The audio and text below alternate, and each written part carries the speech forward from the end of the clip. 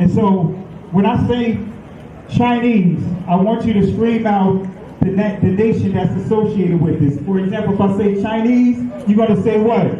China. All right, let's say it with authority. When I say Chinese, you say what? China. All right, that's just a test right there. So here we go. Chinese. China. Russian. Russia. Italian. Italy. German. Germany. Swedish. Sweden. Korean. Korea. Egyptian. Egypt. Nigerian. Nigeria. Black. Exactly. Nothing. Tell him, Pastor. Tell him, Pastor. Black, nothing. I hope you were able to successfully identify the issue. The lion won't sleep tonight. 'Cause we woke now, and we woke now. I said the lion won't sleep tonight. 'Cause we woke now, and we woke now. They want us to sell our souls to barter profit. Like God's property, it's hard to market. So we steady to aim, keep your eyes on target. Cause when you got to drive, yeah, they'd rather you park it. But I don't valet, you ain't getting these keys. I'm keeping closed hands, I'm on bended knee. I'm just a reflection, dealing with 8 sections. Art mixed with life, you can feel the convection. Your lion won't sleep tonight. 'Cause we woke now, and we woke now. I said the lion won't sleep tonight. 'Cause we woke now, and we woke now. I said the Genesis chapter 11 verse 10 explains the genealogy of Shem. Shem was a black man in Africa. If you repeat this fact, they can't laugh at you. If you repeat this fact, they can't laugh at you. If you repeat this fact, they can't laugh at you. Say peace and blessings to everyone. If you guys can hear me clearly, type 1. If you can't, if my audio doesn't sound good to you guys, type 2. So I want to say again, apologies for the delay, the lateness, doing this live. And so again, if my audio sounds okay, type 1. If it doesn't, type 2. All right. So I decided, instead of going through the normal intro, playing the video clips, I really wanted to get right into this lesson, right? And this is going to be broke up into multiple lessons because you cannot do this all in one lesson, right? And so I'm going to address a number of things. We're going to deal with, of course, the Nephilim. We're going to deal with giants, right? We're going to deal with a lot here because, I believe that, we have to put things in this proper perspective. We have to go off of history. We have to go off of scriptures. And so I want to make this clear. Normally I teach this internally. My thing is acting up and my camera keep moving. I normally teach this internally. Certain teachings I don't teach publicly because of a lot of the itching ears that are going on out here. So I want to make it clear. I want to give special shout outs to Dante because he's done extensive work on this. So I want to make this clear because some people, when they see you touch on certain subjects, they will automatically, when I say people, I'm just going to say the instigators, those that are looking for a reason to try to stir up animosity and stir up strife. If you touch on certain subjects, they'll automatically point to certain individuals and say, oh, this person is going at this person. It's not that type of party. Dante did Forston he did an in-depth research and studies on the subject. And shout outs to Dante. And I want to make this clear. This lesson it has nothing to do with trying to go at or come against any information that others have put out there. We have brothers and sisters that are really truly laboring because they love Yah's people. And I will say this, we have a number of people within our community. When I say within our community, I'm just saying those that, whether you're awake or not, we have a number of people within our community, right, that don't appreciate the hard work that many of our brothers and sisters have sacrificed their precious time to invest in. I was kind of, I was, laughing, so to speak. I was laughing. I found humor, like the latest video I uploaded about that's dealing with the intelligence, right? That's dealing with what we would say genes, or being a genius. The video I just uploaded, right, with Dr. Robertson, bringing out genetic studies, and a handful of people want to get caught up in the sound, right? The sound. Oh, why you got to have this music behind there? Why you have to have this? Why you have to have that? It missed the whole picture about what the video is all about. I laugh at those type of people because, what are they doing to the community? What are they contributing to try to educate our people? But many of us are so quick to try to tear down. The videos that I bring out invested a lot of time, and I can tell you there's nothing wrong with the audio quality. And of course, some just had to adjust their browsers, which they confirmed. But I'm saying all of this to say, so many, there's a handful of, I can truly say a handful that I truly know that is truly laboring because they really want the people to be educated, the best interest of the people. But then you have others that are doing this thing just for the sake of revenue, just for the sake of resources, just for the sake to stir people up and pump themselves up. So I can say, interacting, my interaction with Dante, that's not how he gets down. He loves the people of Yah, and he's very passionate about protecting this community. So I want to make this clear. Again, please don't try to make anything into something that it's not. So that's why I want to be clear about that. So I'll bring the garbage can out if anyone try to go there. So I want to make this clear again. This is nothing trying to go at anyone that have taught on this subject, and more particularly Dante. All right, because me and Dante, we are really cool. It's very few people that I can really pick up the phone and talk to them. He has my number, I have his number, and we've talked a number of times. We check up on one another. So that's my brother. Again, I could tell you, we talk offline. All right. So with that being said, family, let's go ahead and get into it, because initially, I was going to do all of this in one session, but after going over and reviewing the slides and, the previous lessons that I've done, I'm going to do it little by little, because many, really don't understand when we start dealing with the term Nephilim and other terms. Many can't even understand what angels are. Many don't even have the concept of truly what angels are. And so I really want to take the time out and really walk you through, just to lay the foundation, like how I normally do before we really get into some in-depth discussions on certain subjects and certain topics. So family, let's go ahead and get into it. Matter of fact, if you're not subscribed to the channel, click on the like and subscribe to the channel. Let's get those likes up. Let's get those likes up. Let's get 100 likes immediately for all those that are tuning in. And matter of fact, before we get into it, let me go ahead and put the link to We Woke Now Extended. That is my backup channel.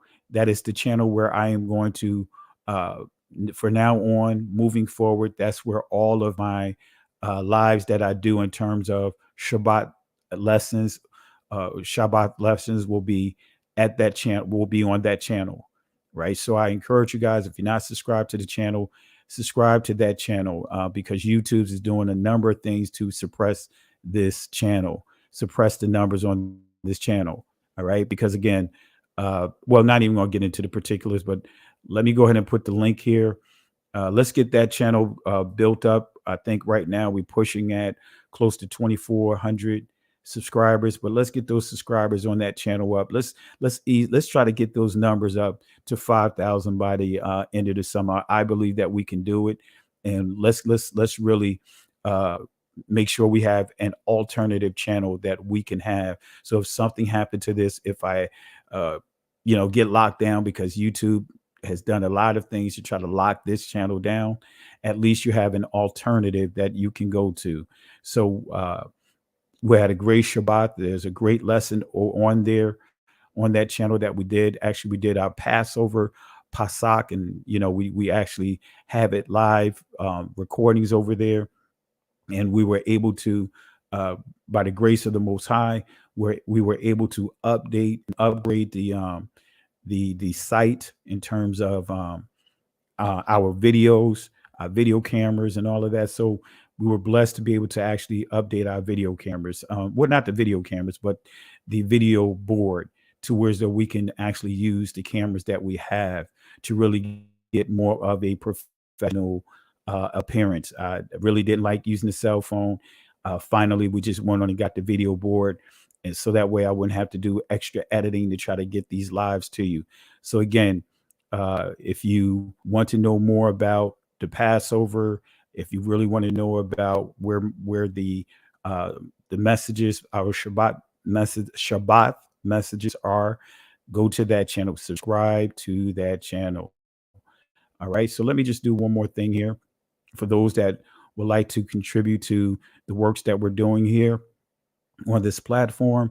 I'm going to go ahead and drop the Cash App here. And before we go on as well, get into the lesson, I want to give shout outs to all of you guys. Thank you for the love and support. Really appreciate it. For the acknowledgement of my wife and I anniversary. We had a great time on our anniversary. We decided to, like what we tend to do, we tend to go to do some historical things lately. And so I will say we went to the African American Museum, and I'm going to tell you it was a major disappointment. And I'm going to do a special playbook on it. It was a major disappointment. All right. So I'm going to tell you, for me, it was not good. It's not good. Not good. All right. Not good. You can tell that there's agendas behind it, especially the area that I really want to focus on was the slave portion of it, and in the words or in the voice of Charles Barkley, it was just straight terrible, just straight terrible. I just can't believe my eyes. It was straight terrible. That's how bad it was. That's how bad it was. And I'm going to do a special live just to kind of talk, but really talk about it, go into some of the information of that. All right. But nevertheless, let's go on and get into it, family. Let's really get into this lesson here. And I encourage you guys, have an open mind to what I'm going to teach here. Have an open mind, but let's make sure we stay within the text. Let's make sure we stay within the scriptures, properly using words in the proper context. Let's stay within those confines. All right. All right. But here we go. Let's go to get into it. Giants, the Nephilim, the time of Noah. All right. We're going to answer a number of questions here. We're going to answer the question of, what are giants? Are they simply a fairy tale? Are they simply a fable, right? Mythos, an invention. And we're going to start off by dealing with leprechauns, right? Because what are leprechauns? What are leprechauns? So I'm going to kind of use this to help transition into a dealing with the giants, right? So we're going to put these in its proper perspective, though. All right. And this lesson, we're going to set ourselves up to get to Noah. And then next lesson, part 2, we'll deal with Genesis, really go in on that passage that refers to the Nephilims.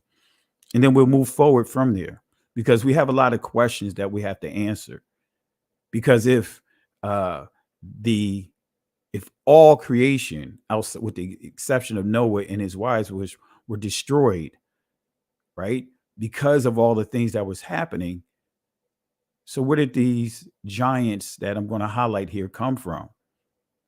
Right? Are they the same? All right. And what does it mean for us giants? We're going to deal with a lot of that. So let's go ahead and start with this here. What are leprechauns, right? What are leprechauns? Are they real? And I'm going to give you a source here to prove to you in the proper context of what leprechauns is, right? There's there's a saying, where there's smoke, there's fire. And I really want to touch on this here because I'm going to prove to you, when you understand what a leprechaun truly is, then we can say emphatically that they do exist. We're going to prove that hobbits exist. We're going to prove that dwarfs exist. So let's start with this source here. And some of you guys probably remember this lesson I did on St. Patrick's Day, but I'm going to touch on some of this here, because some of you guys may not understand and realize when you deal with St. Patrick's, it talks about him, killing snakes in Ireland. And when you understand the elevation, the location of Ireland, we know that that is a complete lie. But there is some truth to the story, because St. Patrick's is just the face of an agenda of genocide that was carried out in that territory. And I'm going to show you who the Roman Catholic Church, who they wiped out in that area. So let's go to the source here, the Journal of the Royal Institution of Cornwall, Footprints of Vanishing Race in Cornwall.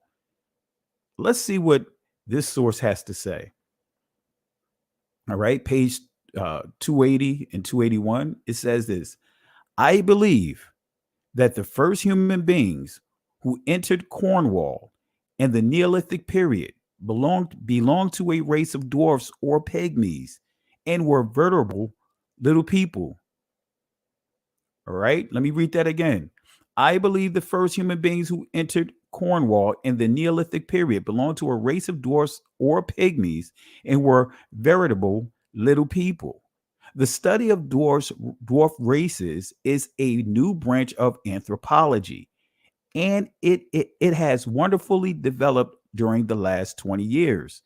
Ancient classical authors mention pygmies living in remote parts of Asia and Africa, and the conflicts of the latter, with the cranes, are described in amusing language. These stories were long thought to be childish inventions. Let me say that again, and I hope y'all grab hold of what the writer is saying here. These stories were, for a long time, thought to be childish inventions. And he's going to give clarity on what these childish inventions, what he thought was childish inventions. But recent discovery have proved that they were perfectly correct. When the Dutch occupied South Africa, they met with the dwarf Bushmen, who are the smallest pygmies in the world. The Spaniards also had become acquainted with the Adas and Mamanaus, right? Excuse me if I butchered the name, dwarf races of the Philippine Islands. And Europeans before long discovered the dwarfs in the Andaman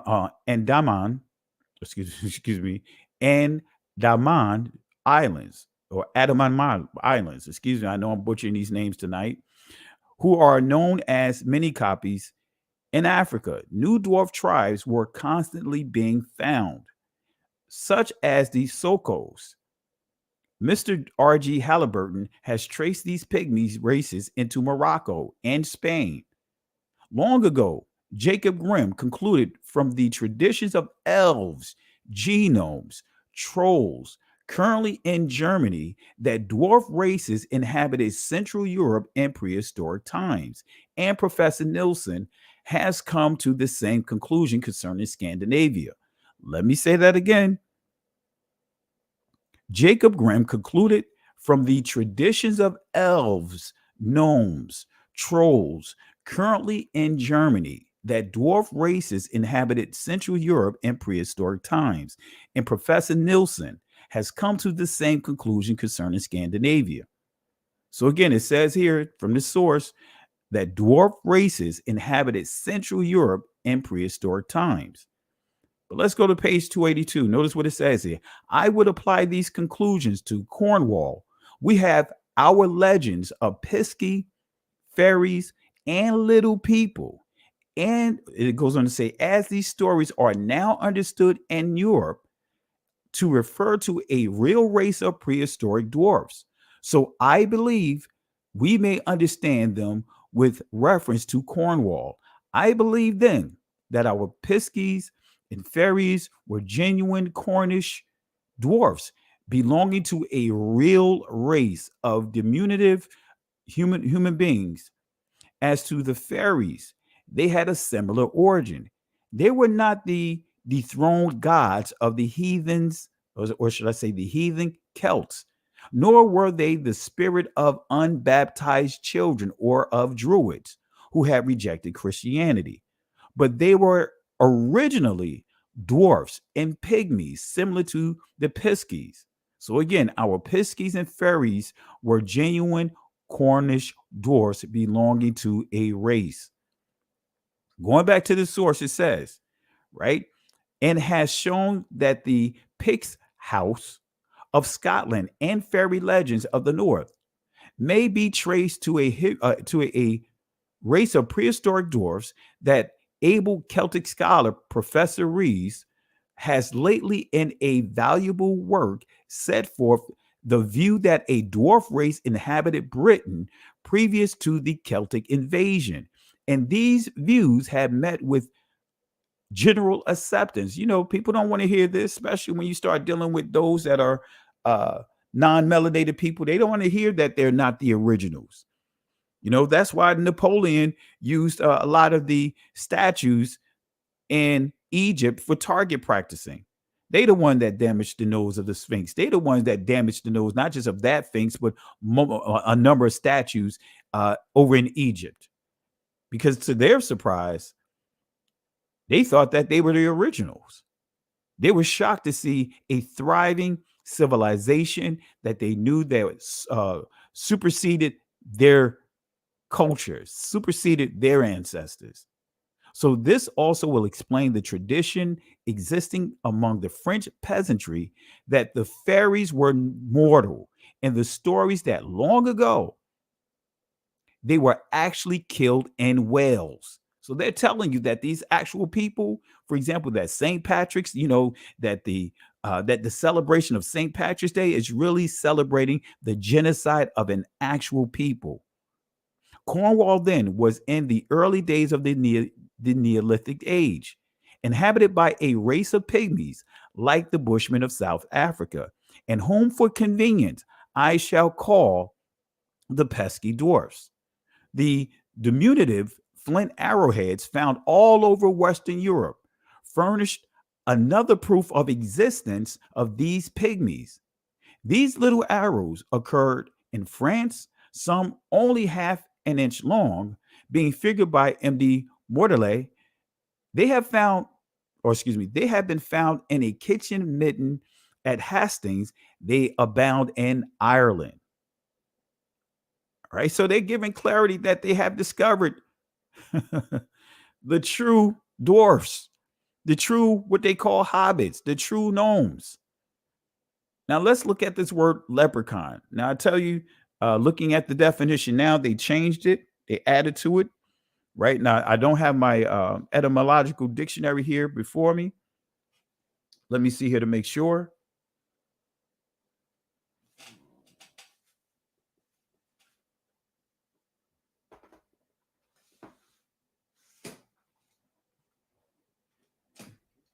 No, I don't have it here with me. I have it in the other room. I was going to pull out what it originally says. So this is why you have to pay attention to these etymology dictionaries, because there's a lot of agendas behind a lot of the stuff that we see. But anyway, let's go to it, right? It says from Irish leprechaun, but it goes on to say in a nutshell, with this naming leprechaun in the 1600s, a very small body, right? Little, small. That's what we want to highlight. Leprechaun means a very small body.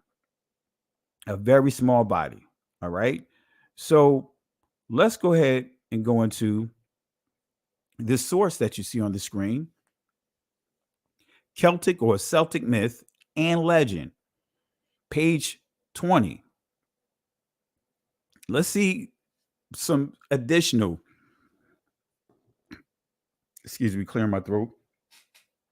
Let's see what this source, let's explore some additional sources to give you clarity on the original Irish people, how they looked, the original Germans, the original people in Europe. Let's see what this source says here. This is Celtic myth and legend. Notice what they say about the original. In physique, it was short, swarthy, dark-haired, dark-eyed, and long-skulled. Its language belonged to the class called Hamitic or Chamitic. The surviving types of which are found among the Galas, Abyssinians, Berbers, and other North African tribes, and is seen to have come originally from some part of Eastern North or Northern or Central Africa. Spreading thence, it was probably the first people to inhabit the valley of the Nile, and it sent offshoots into Syria and Asia Minor. But let's go back here. This tells you how the original people looked. They were short, swarthy. We know that means that they were dark-skinned, swarthy, dark-skinned, dark-haired, right? Dark-eyed. And we see that, that they were dark-skinned people. That's what this source is telling you. This source is telling you that the original people, right? The original Irish people, supposed Irish people, were dark, melanated people. Can't get around it. I just gave you sources proving this. All right. Just gave you a couple of sources. So the people that St. Patrick actually drove out was the Twa. This is what they came up with the name. This is not what they called themselves, but this is the name that the Europeans labeled them. All right. And this is images of them here. Right. Similar to the group of people that they created, as far as classification, pygmies. They weren't calling themselves pygmies. All right. That's Europeans influence. But anyway, so did hobbits, gnomes, dwarfs ever exist? I just proved it to you. There are several words, and I just want to transition from this here. I want to use that to kind of give you, for those that are not familiar with this history, show you that when you hear the terms hobbits, when you hear the term dwarfs, matter of fact, when you think about all these movies like Lord of the Rings and those different movies, they were based off of real people. Right? Wherever there's smoke, there is fire. All right. So let's transition. I want to go into some scriptures here because we want to deal with some giants here. Right. And I want to just deal with a particular passage here. And we're going to continue to build and go into some other areas. But I just want to highlight this here and just kind of, put some questions out there as we not just for this presentation, but for part 2. Right. So there are several words that describes a negative attitude. Let me say that again. There are several words that describes a negative attitude: defeat, fearful, unbelieving, cynical, pessimistic, despairing. So a person with a negative attitude is often willing to face, right? They're unwilling to face the facts and to face the truth of its situation. Right. We deal with that all the time, right? As a people, right? About our identity. Many people don't want to face the facts, face the truth of the true circumstances of how we landed here, who we are, what led to us being scattered to the four corners of this globe. So a negative attitude that is deeply rooted will often lead to rebellion and unwillingness to listen and follow the truth.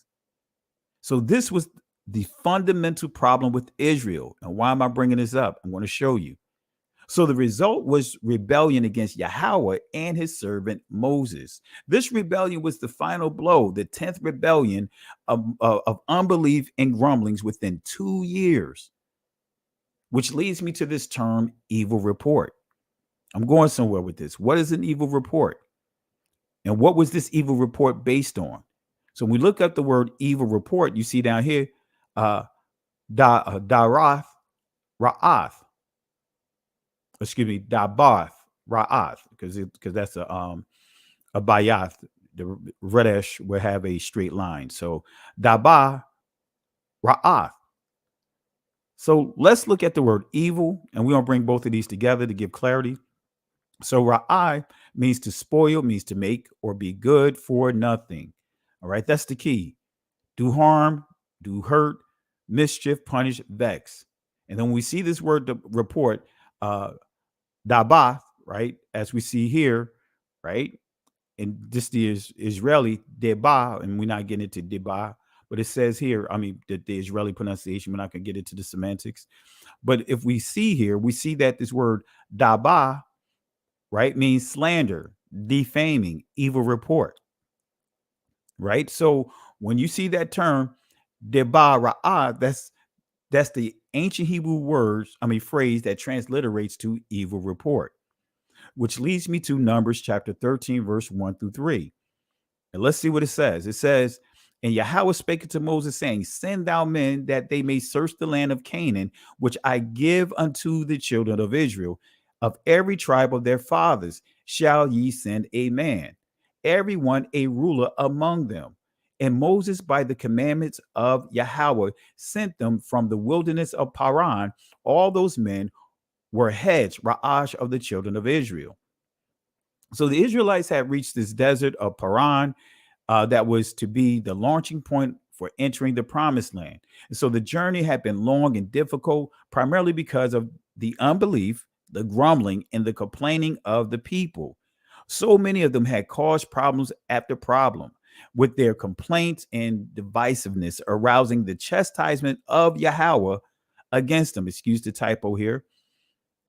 Now, at last, right, in this passage, at last, they stood ready to enter the promised land, ready to experience the fulfillment of all their hopes and dreams. But before they entered, they needed to spy out the land. In other words, survey the land. They needed to gather all the tactical information that they could about the land and the people living there, to learn all they could about what pitfalls and enemies might lie ahead. So we go to Numbers chapter 13, verse 6 to 8. This is what it says. Of the tribe of Judah, Caleb or Caleb, right, the son of Jephunneh. Now we're going to deal with Caleb not tonight, but I'm going to prove to those who have taught that Caleb is a descendant of Esau, because some would teach that Caleb is the son of Esau, and I'm going to show you where the error is, but this is making it clear, of the tribe of Judah. So just starting right here, I can easily show you that the error of many who call themselves teaching about Caleb.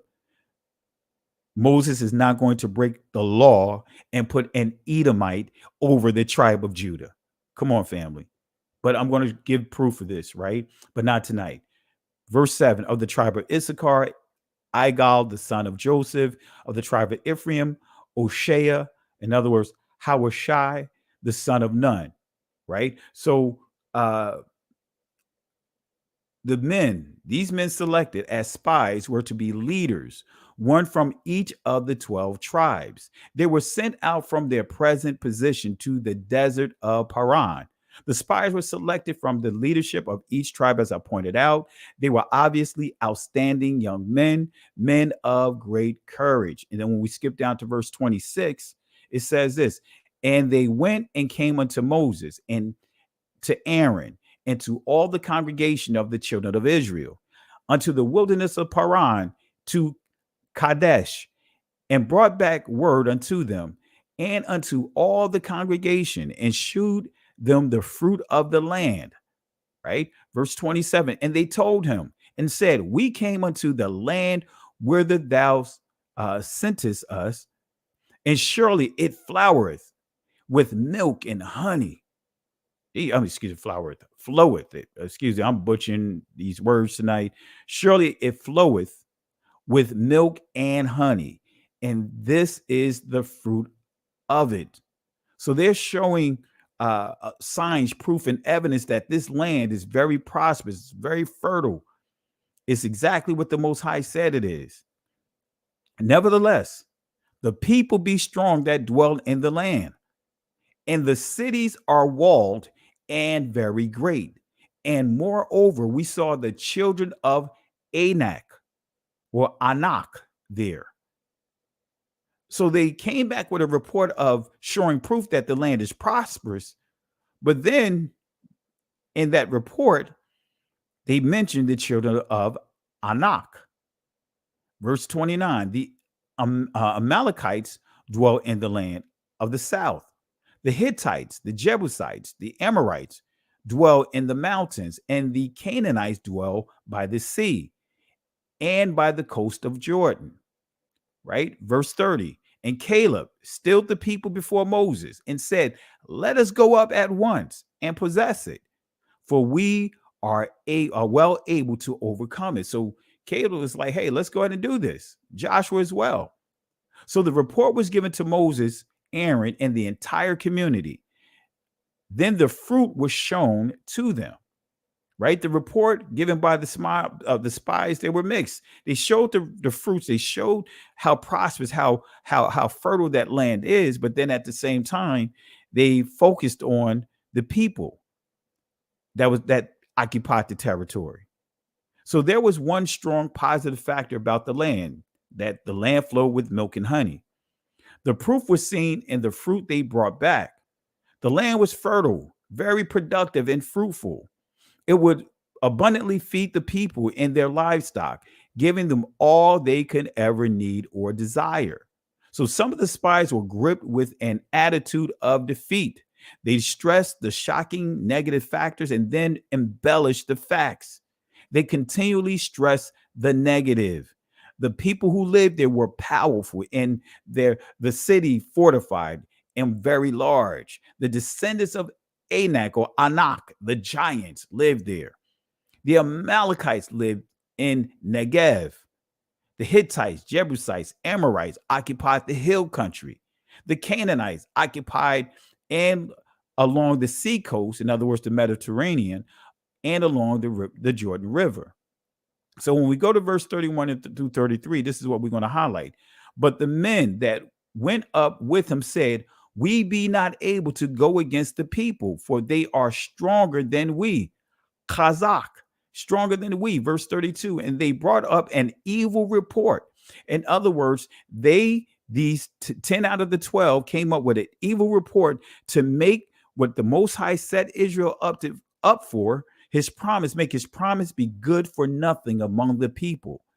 They brought up an evil report of the land, which they had searched unto the children of Israel, saying, the land through which we have gone to search it is a land that eateth up its inhabitants thereof, and all the people that we saw in it are great men of a great stature. Right? Mad or Madawath, it goes on to say, and there we saw the giants. There we saw the giants.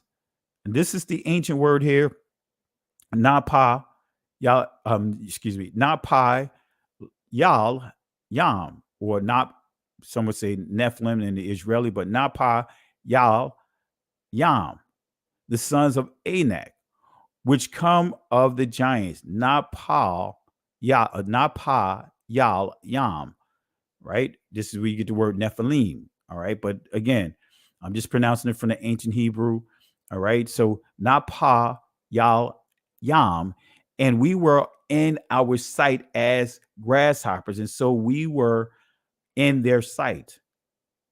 So this is saying that in this report, they're saying that, look, these are giants.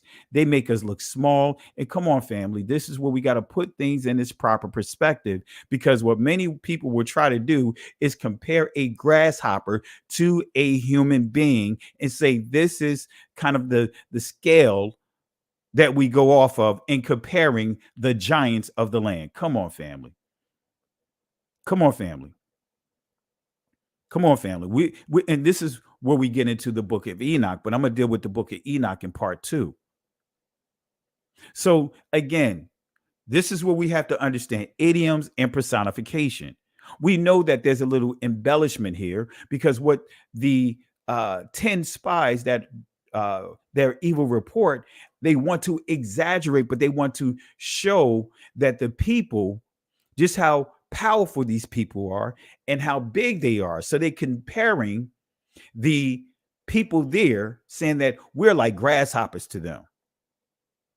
So many will take this here and get into this this fable type thing, this Jack and a Beanstalk type thing, and then that's where they would come up with it, saying that these giants are 500-600 feet tall. All right, so we're going to touch on those books here, right? We're going to touch on the book of Enoch. We're going to deal with the book of Jubilees, and we're going to deal with the 2 books of Jasher, because there's 2 books of Jasher, and both of them are forgeries. And we'll deal with the book of Enoch. Now, I want to make this clear. When I deal with like certain books, right, even Apocrypha, I take that they're historical truths that you could take out of it. But I'm going to always err on the side of Torah, because these books did not exist back during the time of Moses. So I'm going to always default to what Moses say and see how that lines up. And that should be our rule of thumb. That should be our rule of thumb. All right. So this is why I want to give clarity. That's why I want to highlight this here, because they are describing the people in the land, saying that they in comparison to Israel, in comparison to them, Israel like grasshoppers in their sight. All right. So let's deal with the Hebrew definition of the word giants. Right. And notice what it says here. Right. It says here, bully, tyrant. Then we see the word giant. But when we see this word, and this is in the Israeli, right? Nephil, right? When we look at this word here, it can transliterate to bully. It can transliterate to tyrant. So not everywhere you see this word inside the scriptures, it's referring to giants, as many would default to. Because again, we're going to have to answer the question. If we're going to say these people here, tall people, right, who's taller than the normal person, right? If we're going to say that they are sons of angels, where did they come from?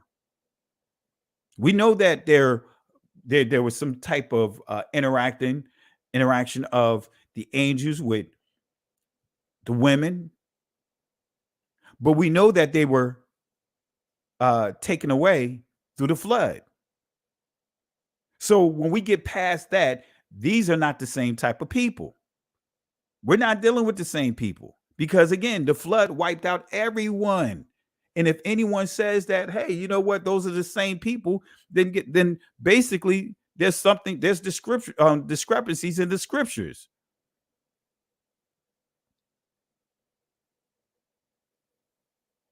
All right. So I'm going to say this. I see what you say here, Sister Shonda. What I study never went against the 66 books. I actually can point out, I've done a lesson internally, and I'm going to do some of it publicly to show some of the discrepancies in the book of, let's just start with the book of Enoch, right? Also, I could point out the 2 books of Jasher. One book of Jasher, for example, say that, and I'll just highlight one of them, right? Both of the books go back to the 18th century. One was written by the the Mormons, and the others by the Jewish community as we know them, right? The original book of Jasher, right? It's fragments. These are forgeries. But the book of Jasher, one of them says that Jethro, who is Moses' father-in-law, they write that Jethro is the son of Esau.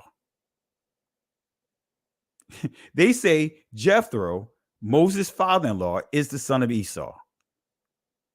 Then the other book of Jasher says that Shem is Melchizedek. How can Shem be Melchizedek when the scriptures make it clear that Melchizedek doesn't have a beginning and Melchizedek doesn't have an ending? Shem, we can see the beginning of Shem. We can see the ending of Shem. So that's why I want to make it clear, family. This is not trying to, throw confusion out there, but we have to do our due diligence. Just because something may appear to be an older writing doesn't mean that it's endorsed by the scriptures, endorsed by the ancient people. Just because, and this is one of the things that the Jewish community, as we know them, would do if they see a word, for example, Jasher, the book is listed inside the scriptures. You'll find the book being referenced, but what we see today is not what they were referencing back in the biblical times.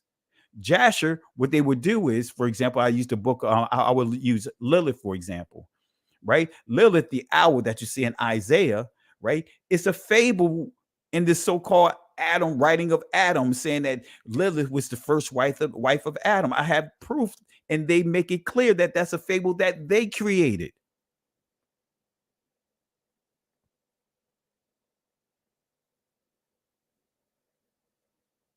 So I want to make it clear, family. All right. So that's why I want to make it clear. I'm just giving you a sample there of the discrepancies, but I could give you more just with the book of Jasher. Again, the book of Jasher, they are forgeries, both of them. And we're going to stop it right there because I don't want to get sidetracked. All right. So let's stop it right there, family. Let's reel it back in. So let's not get caught up. I'm not getting into the book of Enoch today. I'm not getting into all those other books. So let's not go into endless discussions on that tonight. Save it for when we do that next week, because I'm going to pull out discrepancies in the book of Enoch. I'm going to pull out discrepancies in the book of Jasher. I'm going to pull out things that contradict Torah. All right. But again, being that they were written in a certain time frame, there are some things that you can extract out of them. And I'm going to make it clear. Not out of the book of Jasher's. I don't use that at all for any reference, because neither one of those books are ancient books that we see today. All right. But let's go and get back into it, family. Let's get back into it.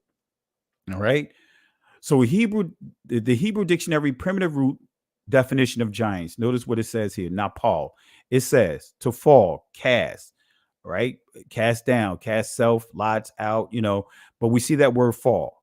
Napal means to fall, or in the Israeli, nafal means to fall. And this is, I believe, where you get the fallen angels term from, fallen angels. Napal, because it also means to fall. You could say fallen messengers.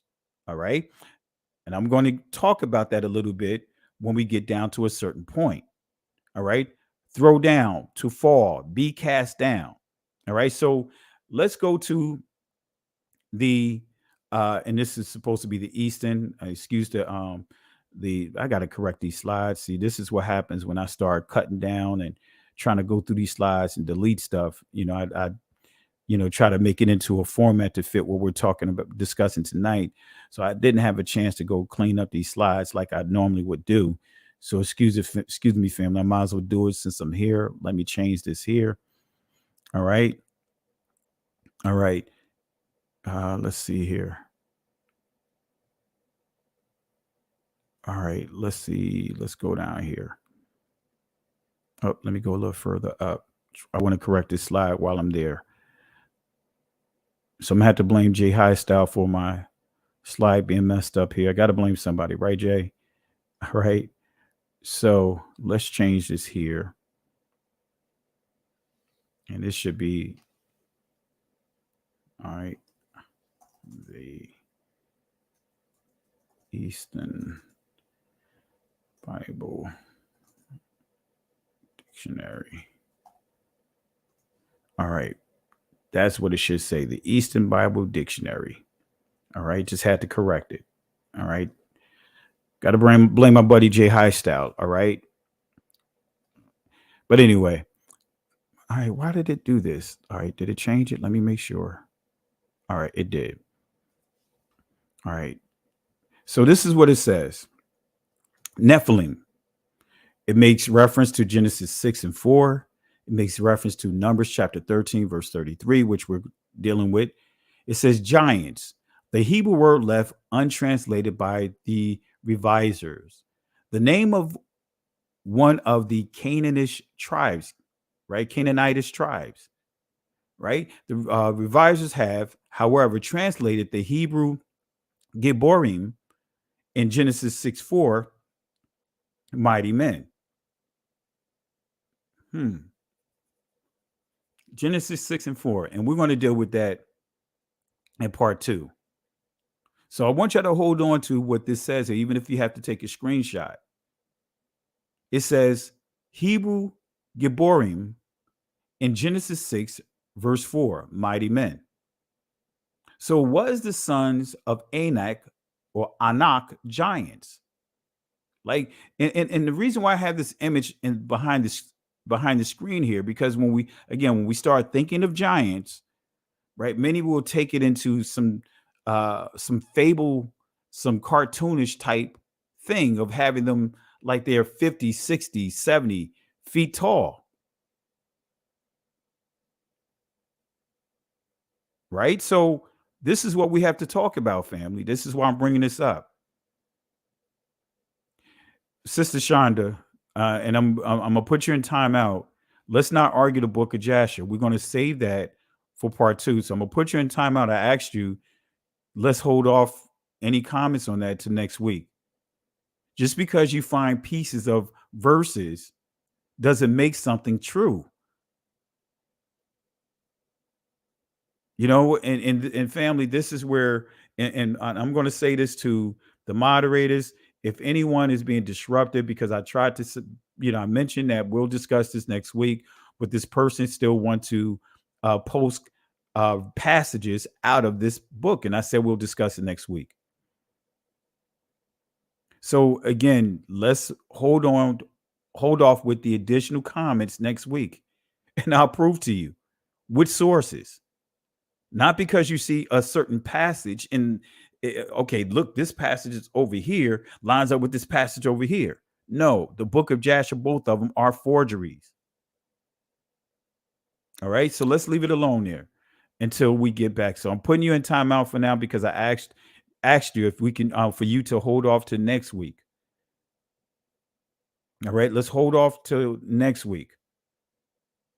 All right, no disrespect to you, but this is being disrespectful to me because I asked nicely to hold off for next week. We don't want to get into all these side conversations. Let's focus on what we have in front of us. All right. So let's go ahead and get back into it. All right. So was the sons of Anak, were they giants? Did they descend from Noah's sons? Are they the remnant of fallen angels?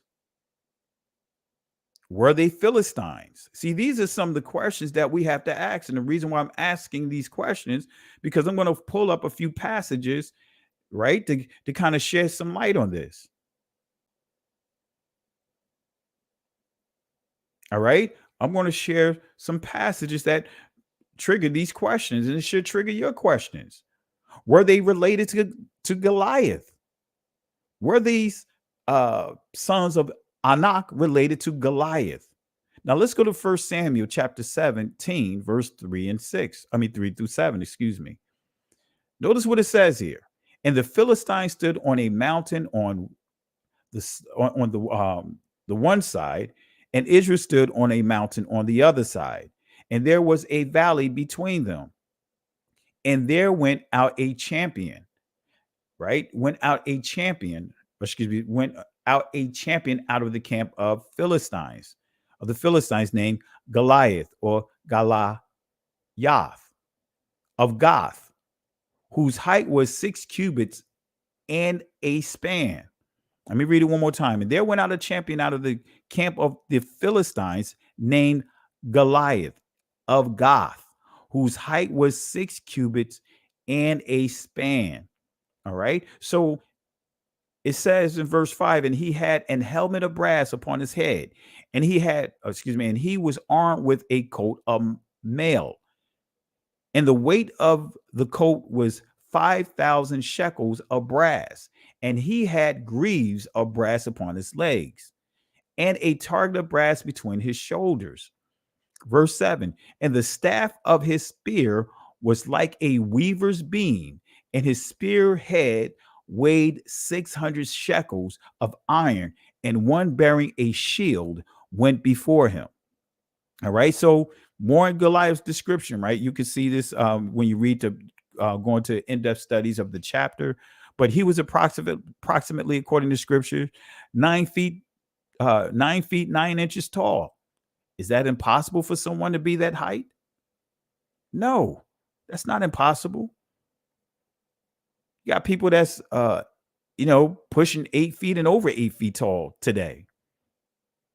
He was approximately 9 feet 9 inches tall. His armor consisted of a bronze helmet, a coat of scale armor weighing about 125 pounds, and a pair of bronze leggings. His weapons were a bronze spear with a 15-pound tip, a sword, and a javelin. His shield was carried by an armor bearer who walked before him. So my next question is, was King Saul a giant? Let me ask that question. Since we dealt with Goliath, family, was King Saul a giant? Was King Saul a giant? Let me say that again. Was King Saul a giant? Let me ask this question here. Let me put this in here. Oops, excuse me, hit this thing. Let me see here.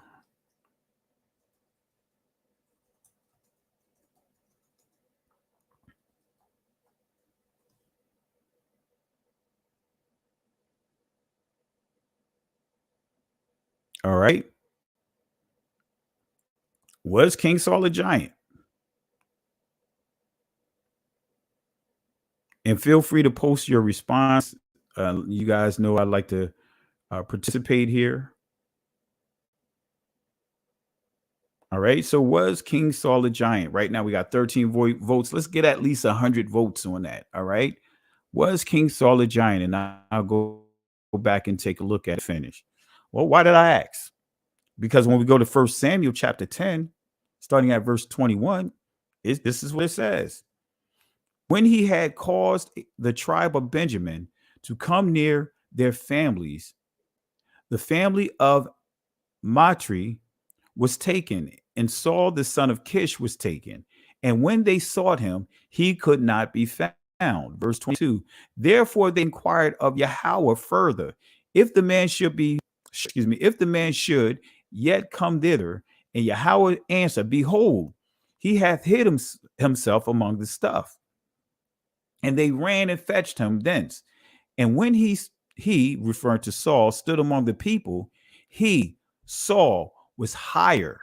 And we see that word Gabah, right? Then we see that word being referenced to Genesis chapter 6, verse 4, which we'll touch on next week. Saul, was higher, Gabah, than any of the people from his shoulders and upwards. So Saul was taller. He was a tall person.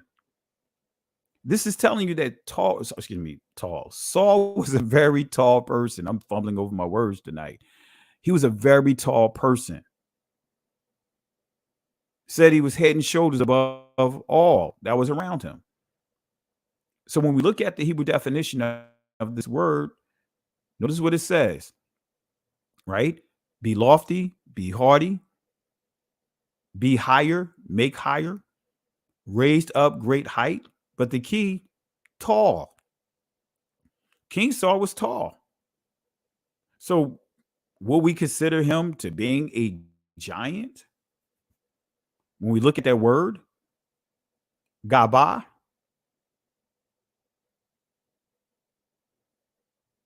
can we give clarity on that?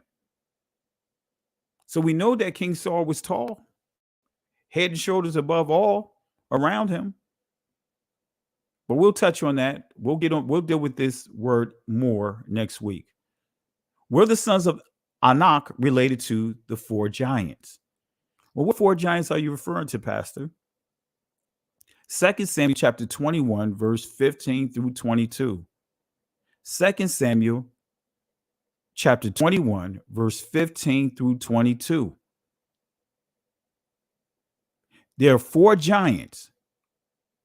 See, when you understand King David, his fight with Goliath, it says that he took 5 smooth stones. He used one of the stones on Goliath, but there was 4 more stones that was remaining. And the remainder slew these 4 giants. Those smooth stones were people that he trained. David was the smooth stone that slayed Goliath. Don't just get caught up in the stone that went into Goliath's forehead. David was that stone.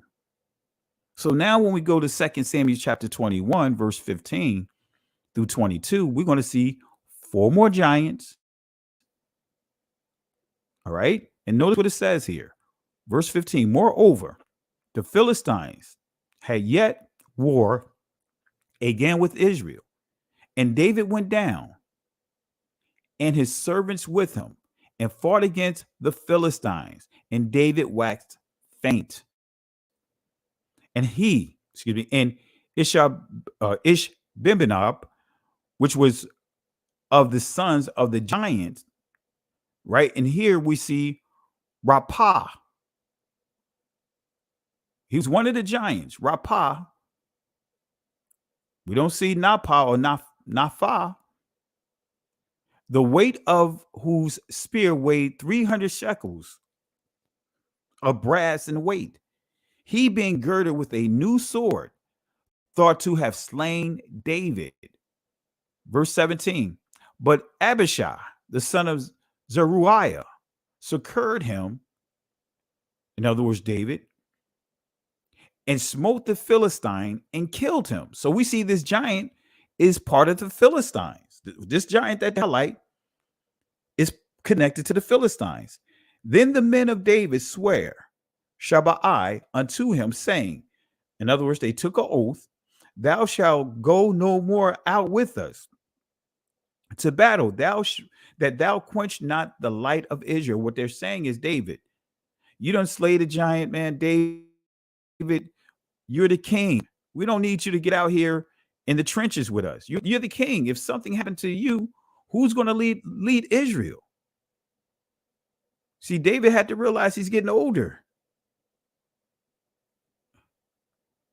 Right? So again, family, this is why I'm bringing these things up. Just so that way you guys can make note of these things. And let's not get caught up in all these different things trying to explain, because I'm hearing all kinds of explanations, right, of how many would try to explain the giants. That's contradicting what scripture says and what the words mean. Now, again, I want to make it clear, right? Yes, when I say giants, when I say I believe giants existed, I'm not referring to 40, 50, 60 feet giants or giants the size of the Empire State Building. No. I believe that there were tall people, just like there were short people like dwarfs, right? When I researched years ago, this is about 10 years ago when I put the lesson together, when I thoroughly researched St. Patrick's Day and discovered the Twa people, I'm like, wait a minute, they got to be real. And actually, I started seeing discoveries of their bones and skulls almost 20 years ago. I believe that there's a group of tall people, just like when we start dealing with the Watusi. The Watusis is a tribe of people that are tall. There are giants compared to the average person that's walking this earth. The entire tribe is a group of tall people. But no, I'm not going to co-sign on the belief that they were tall as buildings. I'm not going to believe like we're dealing with kaijus and all of that stuff.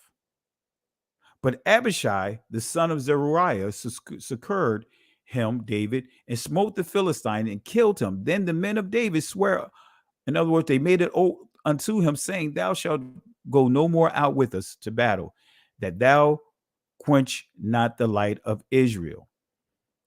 And it came to pass after this, that there was again a battle with the Philistines at Gob. Then Sibekai, the Hushathite, slew Saph, which was one of the sons of the giants. Still dealing with the Philistines. Notice here, we're going to deal with another giant. And there was again a battle of Engob with the Philistines, where Elhanan, the son of Ja'ar Orgim, a Bethlehemite, slew the brother of Goliath, the Gittite, the staff of whose spear was like a weaver's beam. But that wasn't the last giant. Here's another one. There was yet a battle at Gath, right? This is where Goliath is from, where was a man of great stature that had on every hand 6 fingers, and on every foot 6 toes, 24 in number. And he also was born to the giant. Verse 21. And when he defied Israel, Jonathan, the son of Shemaiah, the brother of David, slew him. These 4 were born to the giant and Gath, the same place where Goliath is from, and fell by the hand of David and by the hands of his servants. So we see a group of giants here, another group of giants. We see another group of giants here. So can we say that they connect all the way back to the fallen angels that was destroyed during the time of Noah?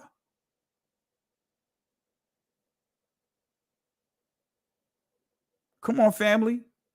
We're going into the scriptures here. Goliath, 9 to almost 10 feet tall. And that's still tall, man. That's real tall. But not getting into this 40 and 50 feet stuff. See, this is where we got to make sure we put things in this proper perspective when we think about giants. We have to be careful of getting caught up with we could also almost say a Eurocentric mindset when it comes to going into this text, right? So again, slew Saph, which was the son of giants, or the giant. Now, when we go to verse 18, when we see that word for giant there, as I pointed out, Rapha or Rapah, right? It says here, a giant. You see, giants, Raphaim, or we see here, old tribe of giants. Let's go to the Hebrew definition of this here. And this is coming from the Eastern Bible Dictionary. Is this, you know where I didn't put it in here. Let me do it right now. See, I didn't update it. Let me correct it right now. I thought I had it in here. Man, Jay Highstyle got me, got my thing all messed up here. I got to blame you, Jay Highstyle. Let me correct this here. All right, let me correct this. Let me put the real name up here.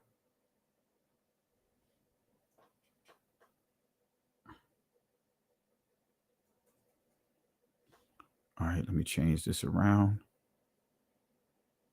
All right. Let's change this backdrop.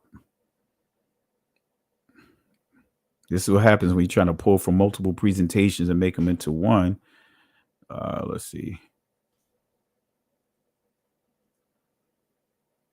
All right, there we go, family. I got it changed. All right. So let's see what it means. Let's see what the Eastern Bible Dictionary, and this is the 1894 edition. All right. It says, right, a Benjamite son of Benaiah, a descendant of Saul, Then the second entry points to First Chronicles chapter 20, verse 4 and 6. It says where giant is given in the text. All right. So Rapha or Rapah means tall. So what are giants? Again, what are giants? I'm just putting these questions out here for now, and we're going to answer these questions in part 2. Right? Because I just want to build up the foundation here, build up some questions that we're going to answer for part 2. So what are giants? All right. So let's go to Josephus, because I like to look at go to Josephus because he is a historian from the antiquities. I like to go to him and see some of the things that he says. And for now, I just want to highlight what Josephus says about Genesis chapter 6. Let's see what he says here. For many angels of God accompanied with women and begat sons that proved unjust and despisers of all that was good on account of the confidence they had in their own strength. For the tradition, let me say that again, for the tradition is that these men did what resembled the acts of those whom the Grecians called giants. Let me say that again. These men did what resembled the acts of those whom the Grecians call giants. See, this is where we have to be careful, family. We have to be careful of getting caught up. And when we start dealing with the scriptures and describing giants and dealing with this from a scriptural perspective, trying to mesh this with how the Greeks, because, when we see Grecians, we're dealing with Greeks, right? So I'm going to say this, right? And I see someone calling Josephus a liar. I would trust Josephus over any of these modern so-called historians. If you're going to call him a liar, then put sources up there and not just put these type of comments out there.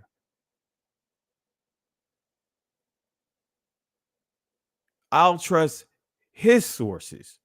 I'll trust being an eyewitness, an Israelite who is an eyewitness of what happened to Israel. I'll trust what he says over this modern stuff that we hear today.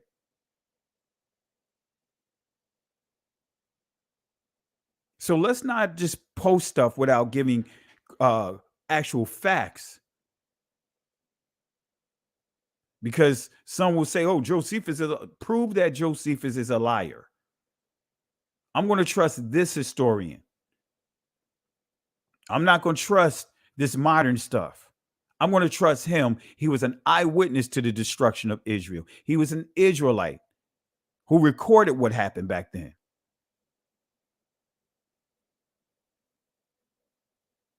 All right. So family, over here, when people make comments like that, no, you're going to have to give proof of that. You can't just give comments on what you feel. Over here, let's give sources.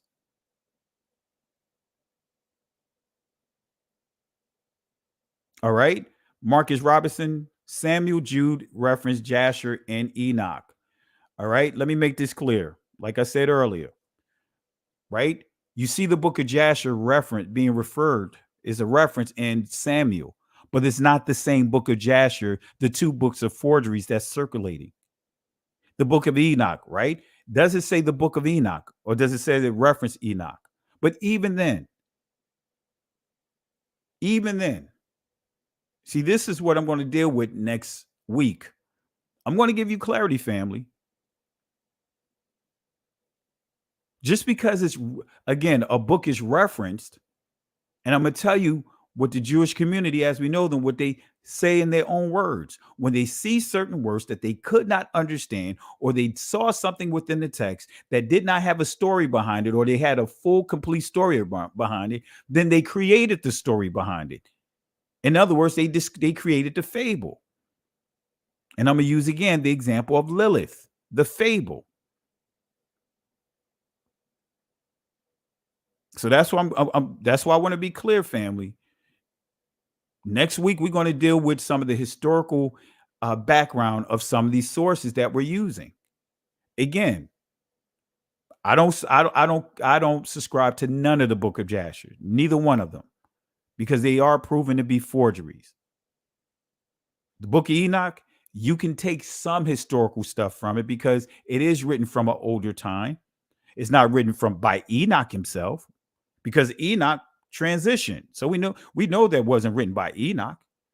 We know that there was no manuscripts on the Ark of Enoch. Enoch, there's 3 books of Enoch, and we'll touch on that. So that's why I want to make sure, family, I'm setting things up for next week. All right. So let's get back into it. That's why I see the comment section just as I was toggling here. That's why I wanted to address it. Family, we just can't sit here, put comments out there and not back it up with sources. All right. Again, I'm going to trust the works of Josephus, who is a historian back during that time, versus what we see today. Now, of course, am I conscientious on some of the translations? Yeah, because whenever the church get involved in the Roman Catholics, right, they'll interpolate things to try to bring forth a narrative of what they want. So I'm very conscientious of that. But you do have works of Josephus that's written in Arabic as well, and that's how you do your comparison. But anyway, going back here, Josephus, Antiquity of the Jews.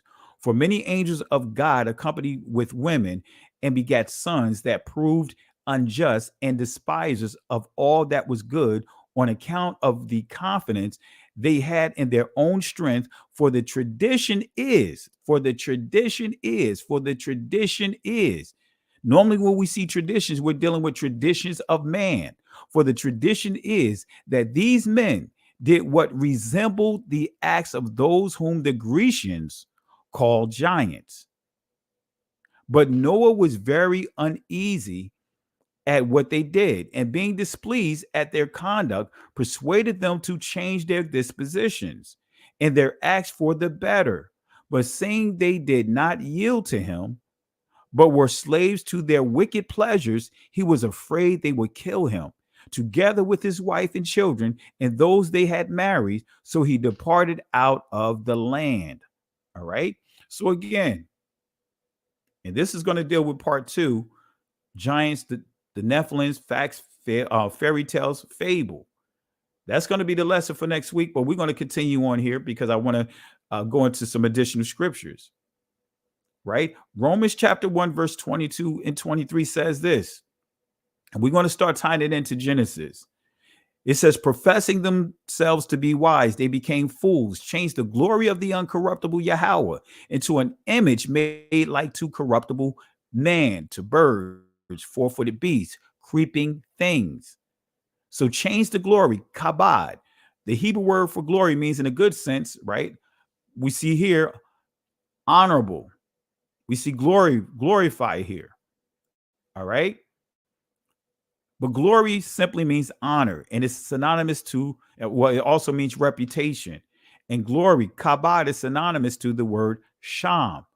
Y'all hear me do this all the time when I deal with these 2 words. Here's sham, right? Excuse some of these animations or these transitions. I tried to clean some of it up.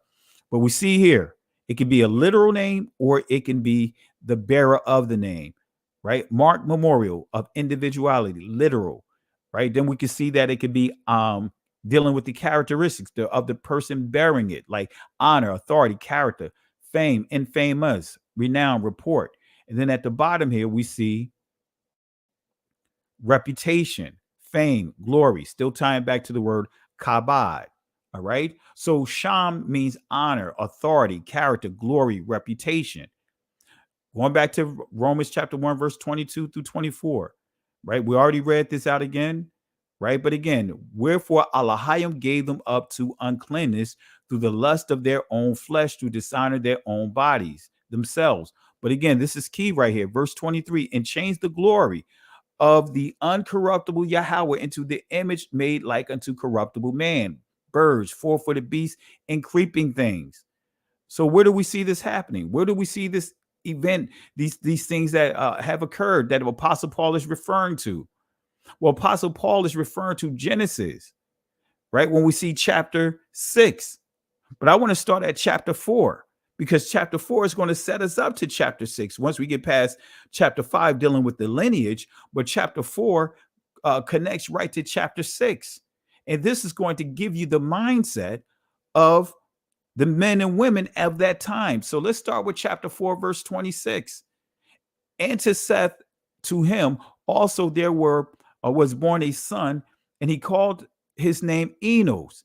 Then began Kalal, men call Quara or Quara upon the name Sham of Yahweh. So it says, then men began to call, right, upon the name of Yahweh, right? Call upon the reputation, not just the literal name, but the reputation of Yahweh. But the key is this word right here, and this is going to give you proper context, because kal or kalal means to profane, corrupt, pervert. So we see that in Genesis chapter 4, all men began to what? Corrupt the literal name of the Father and his reputation, thus tying into what Paul referred to Romans chapter 1.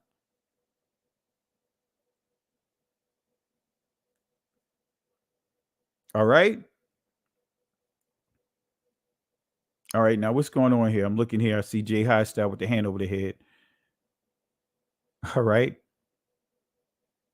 All right, guys, just keep the distractions out. If there's anyone that's putting some stuff out there that's way out in left field, remove the distractions. All right. So we see here in this passage, it says, all men began to call upon the name of Yahweh. So let's see what what this means. I covered some of this before. Some of you guys probably remember this, but let me cover it again. Kalal. It says to bore, in other words, to wound, dissolve, to profane. That's the key. To profane, defiled. All right. Eat things as common. In other words, eating what? Unclean meats. But again, profane, prostitute, pollute, desecrate. So this means that the people of that time began to desecrate, profane the reputation of Yahweh. All right. When we look at Genesis 3:15, look at what it says here. And I will put enmity between thee and the woman, and between thy seed and her seed, and it shall bruise thy head, and thou shalt bruise his heel. And when we look at bruise, it says wound, injure. In other words, some bruises you can feel, but you can't see. And we see that that's what the Roman Catholic Church and many of these guys have done with the understanding of the text. Right? They put some wounds in there. They put some bruises in there, and our understanding of what it is. But let's see how that ties into Yah. I'm going to show you that Yah's name exists in multiple cultures. Yah, the short form, or we could say the full name. But I'm going to show you how it's corrupt in other communities. So we know that Yah is the short form, as we highlighted, not getting into all of that. We know that his name is the short form. These are some of the passages that is in Psalms 68, book of Psalms, verse 4. I'm just highlighting. I'm not going to read them all. Exodus 15, verse 2 is even more. I'm just highlighting a few of them, right? We'll see it in Isaiah chapter 12, verse 2. If you read it from the ancient Hebrew, and you'll see in this particular one, you see both his short and long form of his name. Men began to profane, men began to wound the reputation as well as the literal name of Yah, like Yah-Manu. When we start looking at Amun-Ra, Yah-Manu, that's the actual name of this Egyptian deity, Yah-Manu, which is supposed to mean the hidden one, means hidden one. So we see Yah-Manu, right? We see how his reputation being corrupt by the Egyptians. Then we also see Yah being a moon god among the Egyptians. Yah may have been imported to Egypt, brought by Semitic immigrants. In other words, many believe this is the Hyksos or Hyksos, however you want to pronounce it, right? But we see that the Egyptians viewed Yah as being a moon god. That's not what the Shemitic people, at least when we look at our Dabar HaQuadash, we know that Yah is not a moon deity whose basis profile on the Mesopotamian god, Sin. All right. So, but can be represented by the falcon and ibis. All right.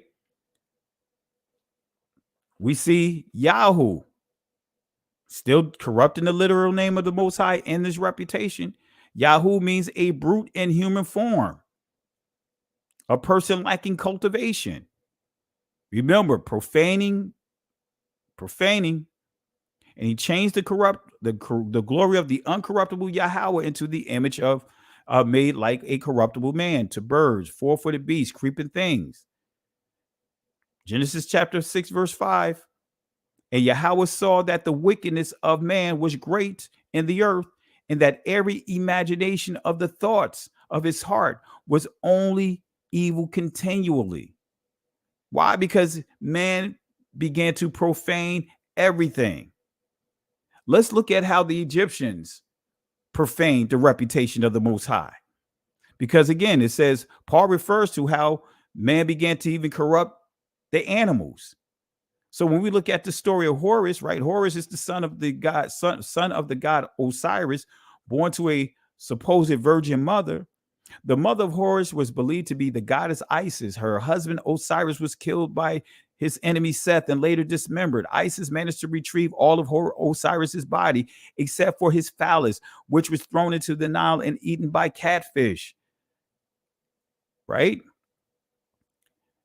As Isis used her goddess, and this is dealing with Egyptian mythology. Isis used her goddess powers to temporarily resurrect Osiris and fashion a golden phallus. She was then impregnated by Horus. Impregnated, and Horus was conceived. She later had another son using the golden phallus, Osiris, as well. So we see that when we study the study of Horus, right, is phallic worship. Isis created a golden phallus, which in today's world would be called a sex toy. So the story of Horus promotes necrophilia. Necrophilia is intercourse or attraction to a corpse, corrupting, right?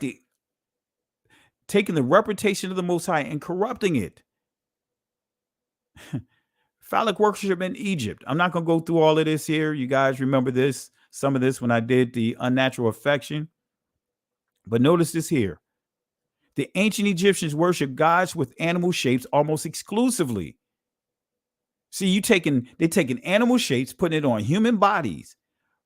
This is what Paul is dealing with. This is what Genesis chapter 6 is dealing with. Actually, going back to chapter 4. The ancient Egyptians worship gods with animal shapes almost exclusively in the pre-dynastic period before 3000 BC. Animal-human sexual contacts are occasionally portrayed on the tombs, and bestiality was recorded in Egyptian hieroglyphics as far back as 3000 BC.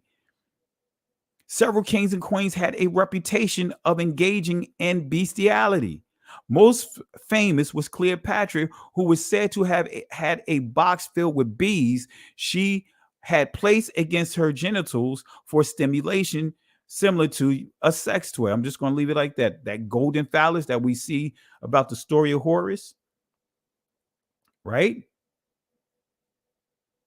So Egyptian men often had sexual intercourse with cattle or any other large domesticated animals. So we see that when we start looking at the corrupt images of when man began to corrupt all kinds of things and their minds with evil continuously, this gives us an idea that men they began to what? Engage in bestiality. This is why the Most High had to wipe out everything.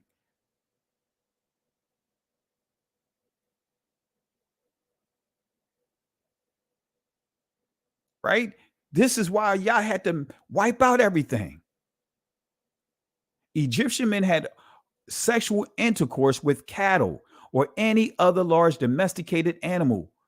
Women resorted to dogs. Sexual contacts with apes were further reported for both men and women. And most interestingly, the Egyptians are reported to have mastered the art of sexual congress with crocodiles. This was accomplished by turning the creature onto its back, rendering it incapable of resisting. And I'm not going to get into it. This stuff is gross. I'm telling you, family. The Egyptians were known to engage in worshipful bestiality with the Apis bull in Memphis, Egypt, not Memphis, Tennessee, family, and the goats at the temple at Mendes. All right. The wickedness of man was great. Right? Set and Horus, their story, uncle raping his nephew. Notice what it says here.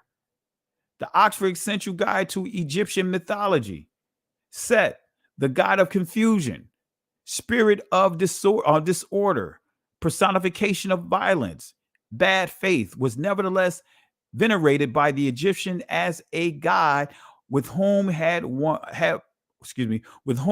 one had to come to terms. Disorder, at least to ascertain extent, was accepted as a reality of life and essentially to the living order. Seth was also known as the god who brought death into the world by killing Osiris. Osiris had to die, but Seth gave him an untimely, sordid, and lamentable death. Seth and Horus fought for the rulership of the world, the kingship of Egypt, and the function of Osiris. In this battle, Horus lost the light of his eye, and Seth, notice what this says. I'm not going to read this out here. Seth, god of exuberant male sexuality, not yet channeled into fertility, induced Horus to take part in pederastic acts and homosexual violation. So this is making it clear that Seth basically raped his own nephew, Horus. Pederastic? What is pederastic? Well, glad you guys asked. Sodomy of a man with a boy. Someone who loved boys. Lover of boys. And it says, see, pedo. Again, corruption. Man's thoughts was evil continually. They began to contaminate every aspect of creation. Profaning when everything that the Most High said was good. Now they've taken it and they completely reversed it and profaned everything. Remember, halal in Genesis chapter 4 means to profane. And chapter 4 reconnects with chapter 6. Let's touch on the Egyptian Book of the Dead real quick. Notice what it has in here. Spell casting. This chapter, right? For being transformed into a crocodile.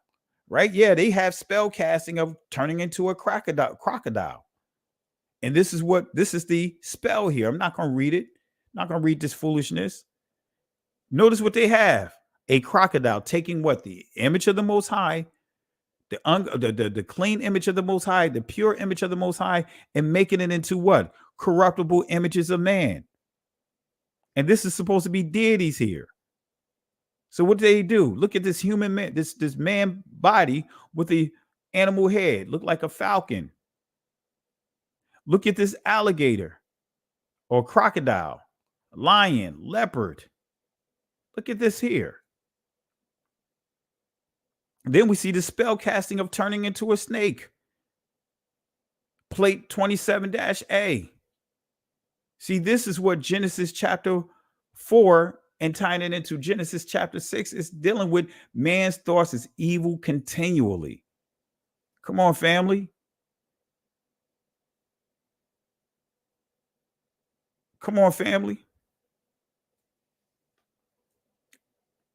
So the next question, and we got to answer this question, then I'm going to drop the link here.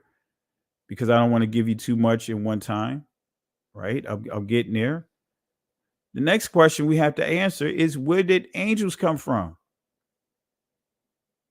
Where did angels come from? Right? That's the question we have to answer. We answered a lot. But where did angels come from? See, I'm laying the foundation for part 2, right? Because we dealt with man. We see how corrupt man is.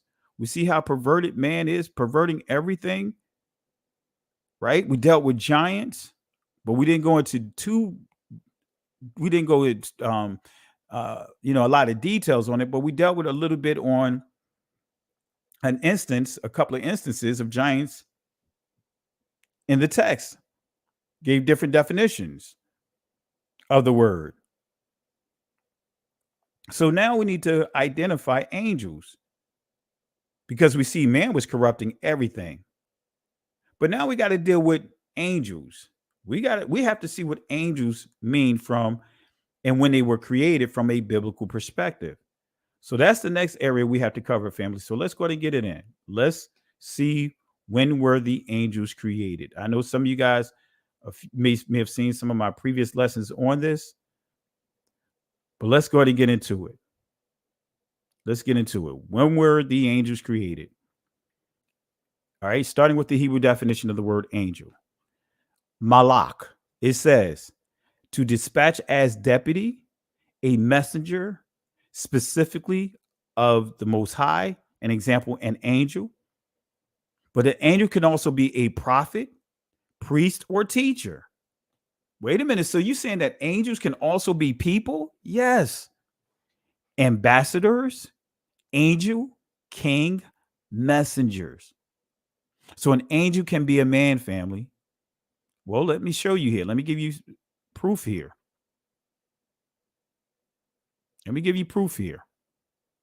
This is coming from Ecclesiastes. This is chapter 5. For a dream cometh through the multitude of business, and a fool's voice is known by multitude of words. Verse 4. When thou vowest a vow unto Elohim, defer not to pay it, for he hath no pleasure in fools. Pay that which thou hast vowed. Verse 6. Suffer not thy mouth to cause thy flesh to sin, neither say thou before the angel that it was an error. In other words, this is dealing with a person. And I call this the foot and mouth scripture. All right. An angel can be a king, and we'll see that here. Right. In those days, there was no king, Malak, in Israel. And this is dealing with Judges, chapter 21. Every man did what was right in his own eyes. We see king, Malak. But let's go to the 4th day. So I just want to paint that picture, family. So when you see angels, it could be a person. It doesn't necessarily mean this angelic being or this being from the heavens. It can be a person. But let's deal with the creation of the angels. Let's deal with the 4th day. Genesis chapter 1, verse 16 through 19. And Elohim made 2 great lights, the greater light to rule the day and the lesser light to rule the night. He also made the stars too, and Elohim set them in the firmament of the heaven to give light unto the earth, and to rule over the day and over the night, and to divide the light from the darkness. And Elohim saw that it was good. And the evening and the morning were the 4th day. So what are the greater lights? I'm going to explain it to you. The greater lights are referring to the stars, and the stars in some sections of scripture refers to the angels. And when we go to Job chapter 8, verse 4 through 7, see, I got to clean this slide up, man. Let me do something real quick. Let me go here. All right. Let me do something real quick. And family, forgive me for not having time to go through and really clean up this presentation. Like I said, I pasted a number of items from other slides to make this presentation. So forgive me if some of the transitions are off. All right. Forgive me if some of the transitions are off because, I don't like to have a lot of transitions from slides. All right. I like to keep it minimal, but yeah, let's see if this helps some. All right. So let's go ahead and close this out. All right. So let's go ahead and answer this question, or at least go into the text. All right. Job. Let's see what Job says. All right. Here we go. It says this for Job. Oh, come on. Verse 4. Where was thou when I laid the foundation of the earth? Declare if thou hast understanding. Who hath laid the measures thereof? If thou knowest, or who hath stretched the line upon it? Whereupon are the foundations thereof fastened, or who laid the cornerstone thereof? When the morning stars sang together, and the sons of God, or sons of Elohim shouted for joy. So we see here, this is referring to the angels. When it says, when the morning stars sang together, and all the sons of Elohim shouted. So through a series of blazing questions, Yahweh confronted and challenged Job. Where were you with me at creation? Right. But again, this is just, I'm just dealing with some questions that he asked here, like who determined this earth size? The earth dimension and size. What supports the earth and holds it in orbit, excuse me. Who causes stars and angels to sing at creation? Right. And then when we go to Isaiah chapter 14, verse 12 through 14, notice what we see here. How art thou fallen from heaven, O Lucifer, son of the morning? How art thou cut down to the ground, which didst weaken the nations? For thou hast said in thine heart, I will ascend into heaven, I will exalt my throne above the stars of Allah. I will sit upon the mount of congregation in the sides of the north. I will ascend above the heights of the clouds, and I will be like the Most High. So when we deal with Lucifer, the prophet Isaiah saw in this event something far deeper than the defeat of an empire. He saw the fall of the king of Babylon. He also saw the defeat of Hashatan, the prince of this world, who seeks to energize and motivate the leaders of nations. And then when we go to Revelation chapter 22, verse 16, we see here, I, Yahweh Shai, have sent mine angel to testify unto you, angel, Malak, messenger, to testify unto you these things in the assemblies. I am the root and the offspring of David, the bright and the morning star. Right? Hasatan was referred to as being son of the morning, but David is referred to as being, not David, but the Messiah is being referred to here as being the root, the offspring of David, and the bright and the morning star, not the son of the morning. He is referred to as the morning star. Going back to Genesis chapter 2, verse 1. Well, actually, Genesis 2, verse 1, period. It says, thus the heavens and the earth were finished, and all the host of them. So we see that on the fourth day, the Most High created the angels. But when we look here in passage 1 in chapter 2, we see that the Most High is making it clear that by the time we get to the seventh day, the heavens and the earth and all the creatures that dwell in them were finished. The heavenly hosts were finished, and the beings, the creatures that's here to occupy this earth was created. And so what's the purpose of angels? Right? What are their purpose? We can see this in the letter to the Hebrews, chapter 1, verse 7 give you an idea. It says, and of the angels, he saith, who maketh his angels spirits and his ministers a flame of fire. So in a nutshell, breaking this down, and we're going to get ready to conclude here. So make, in other words, to make, to do, make or do, band together, be, bear, bring forth, cast out, without any delay, execute, fulfill, gain, give, journeying, keep, raising up, secure, tarry. These are some of the things when we deal with the angels.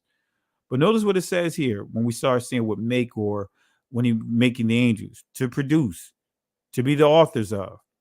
So angels are made, in other words, that is created and controlled by Yahweh, right? They are created spirits to serve Yahweh, and in the operation of what we call this universe, or call this entire, we'll just leave it at universe. I'm not going to take it even beyond that. I'm going to leave it right here. So the wind, the fire are used to serve Yahweh as well as man.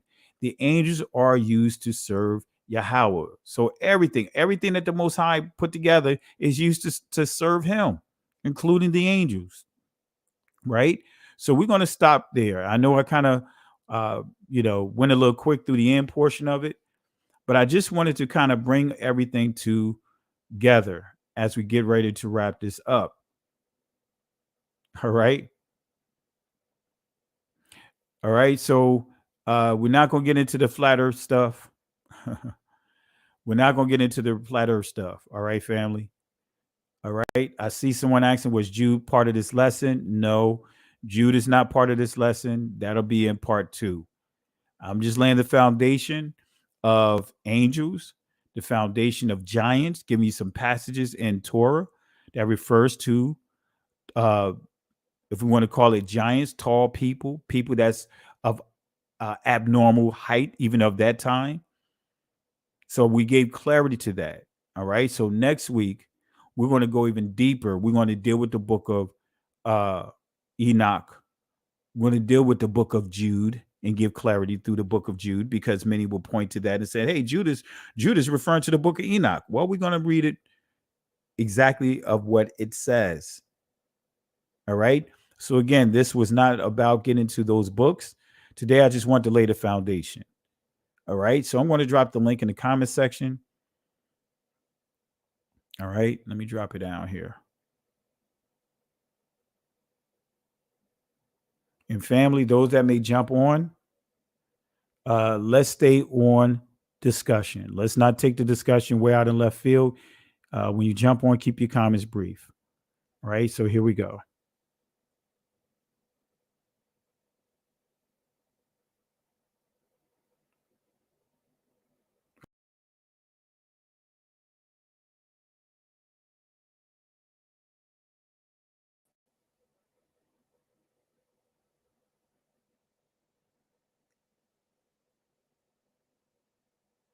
All right, my thing is acting up here.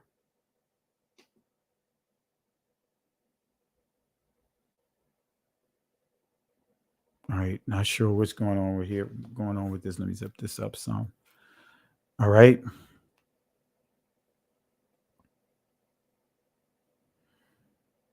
Hey, what's up, sis?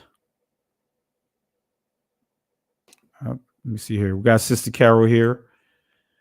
I'm not sure what's going on with this, sis. This thing has gotten a delay for some reason. Can you hear me, sis?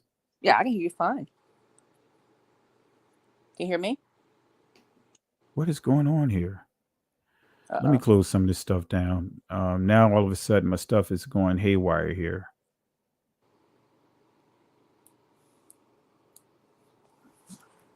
Bear with me 1 second, Sister Carol. Let me just close some of this stuff down. I don't know what's going on with my browser. My browser is acting crazy. Can you hear me, sis? Yes, I can hear you fine.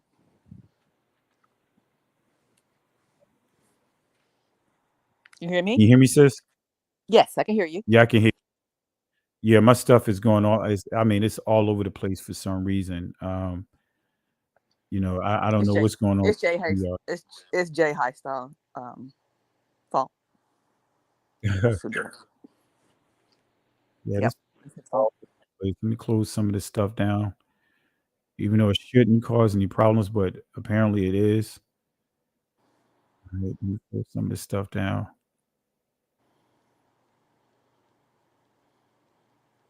Right. It's Jay High Style. He's causing all these problems. I put him in a trash can earlier. All right. Let me see. All right. All right. Yeah, this was going. My stuff was acting up here. All right, sis. So, anything you want to share tonight with the people? I'm just glad you're doing this lesson. This lesson has been, you and I talked about this before, how it has been misconstrued,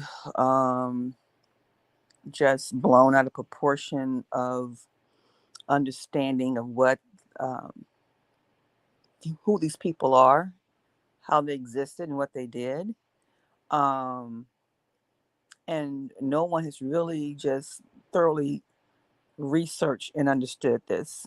I mean, we can look at our own people walking around here. We see Nephilim um, within them. I mean, look at the NBA. You know, we have Yao from who played for the Rockets. How tall he is, and Shaq. These are our living giants, so they have height, unusual height that would not be considered normal. Um, so you can see someone being 9, 10 feet tall. But as you stated earlier, not everybody walking around looking like a skyscraper, or with wings on their backs, if you want to call them uh, fallen angels. Um, it's just ludicrous. At some point in time, you have to have some rationale in your thinking when you look at these scriptures. You have to do critical thinking, and it just sounds absurd. And we know that a lot of the wording in the scripture has been transliterated, has been misconstrued into another meaning. And you have to take that in consideration when you're reading the scriptures, is to understand what exactly is being said here and drill it down to the bare basics of where it came from, which is ancient Hebrew. And just have some rationale with it. I saw someone earlier said something about the dinosaurs and so forth, etc. And I'm like, well, we knew we had some strange creatures here before, in the Ice Age and all that, those different time periods, but and we were told not to interact with them. But the bottom line is, what does the scripture say? What did the Most High tell us not to do with anything outside of our own tribe, our own people? So we knew it was different things, strange things going on around us, and strange people, strange things. I mean, David and Goliath. That within itself lets you know they had to go through and fight some different giant people, tall people, abnormally tall. So you have to approach this with a critical mindset, not with a what I want to call mystical mindset. Yeah, I and think see, TV's played a lot into our minds and thinking. yeah, and to your point, and again, for me, I'm not saying that tall people or that we would consider giants exist, Mm-hmm. but we have to put things in its proper perspective. You know, Right. even when we look at uh, the times of Noah, the Most High, according to Scripture, wiped out the entire planet. Yes. So how can we say that the tall people, right, the ones we want to refer to as being giants, Mm-hmm. are the same people? Right. Are the same people that he wiped out? Right. Those are the questions that we have to answer. You know, now, of course, you know, there are proof that there's tall people around the world, Mm-hmm. Yeah, yeah. We right? see You know, that. I already know those things, Right. but we're not dealing with 50, 60 tall feet people No. or people that's the size of the Empire State Building. No. You know, we see them inside the scriptures, but Mm-hmm. we don't see what we see today, like getting into like some of that Greek mythology stuff, that Roman Right. mythology stuff. All that's So mysticism. yeah. I see Malaka. Malaki, did you want to jump in and say something? Yeah, sure. Really quickly. First of all, peace and blessings, Yasharal. Greetings to you, Dr. Kelly and Sister Carol. It's been a little while since I came up here with you guys. But I Yes. just wanted to encourage everyone to continue to study to show yourselves approved and be ready to relearn, unlearn, and relearn. Just from the information that I've received about the Nephilim and the Nephilim and the Eliod, and I can't say that I've done extensive studies about it.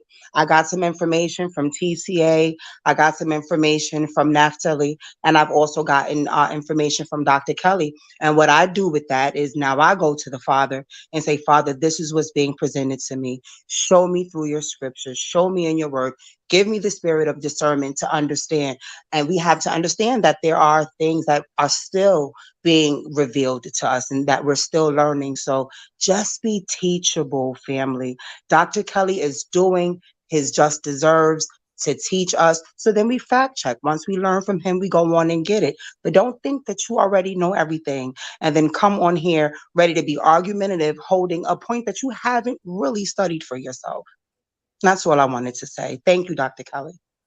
Oh, thank you. I really appreciate it. Couldn't have said it any better than what you just pointed out.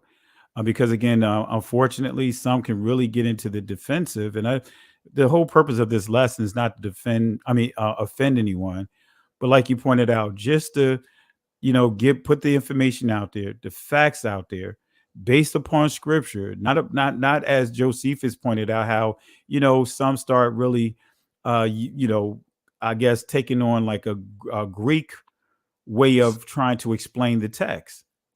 And Right. we already know when you start dealing with the Greeks, we got Hellenized Israelites that began to embrace that culture, and and we can start seeing some of that influence if we're not careful over how we articulate the text. And even today, even many of our brothers and sisters came out of Christianity, right? But they're still pulling some of the tenets of Christianity over here. Yep. I say that a lot. I say it's just Christianity with Hebrew names, Pastor. Absolutely. Absolutely. And it's a process, because even like I said, for myself, just what you pointed out, I literally had to just toss aside all the books from school, everything. And I literally started going chapter by chapter, line by line, studying the text just to make sure I'm free from all other poor interpretations or whatever of the text. So I definitely appreciate it, sis. Sister Carol, you going to say something? No, I was agreeing with her, saying that she's absolutely correct about what she's saying. You have to approach the text differently. You cannot just take something from here and there and then let that be what it is. You have to do due diligence for yourself to understand what you're reading and with the Holy Spirit to guide you. Absolutely. And some common sense. Absolutely. I kind of stay away from the common sense portion of it because when I look at common sense, it's like the common thoughts of most people. Well, I was going to say critical thinking. Take some critical thinking into your mind and understanding that let me just truly just really critically think this out thoroughly before I speak on it. Absolutely. We don't do that. And when you think about the word, go ahead. Oh, just real quick. Let me just say this real quick. Yes, and family, when you think about the word Nephil or Nephilim, that word can be transliterated not just to giant, but tyrant. So just because you see that word in different passages doesn't mean that it's talking about tall people. Right. It's dealing with someone that's a tyrant, a rebel. All right. Go ahead, sister. Malaka. Okay, so one of the questions that I have, would it be safe to say that like world leaders or world rulers, like the Putins in them, we can say that they have ruachs of giants, of tyrants? Well, and again, that doesn't necessarily equate to them being physically, and to your point, physically Nephilims. because when you Right. look at the term tyrant, Nephilim, it's also a behavior. A bully. Mm-hmm.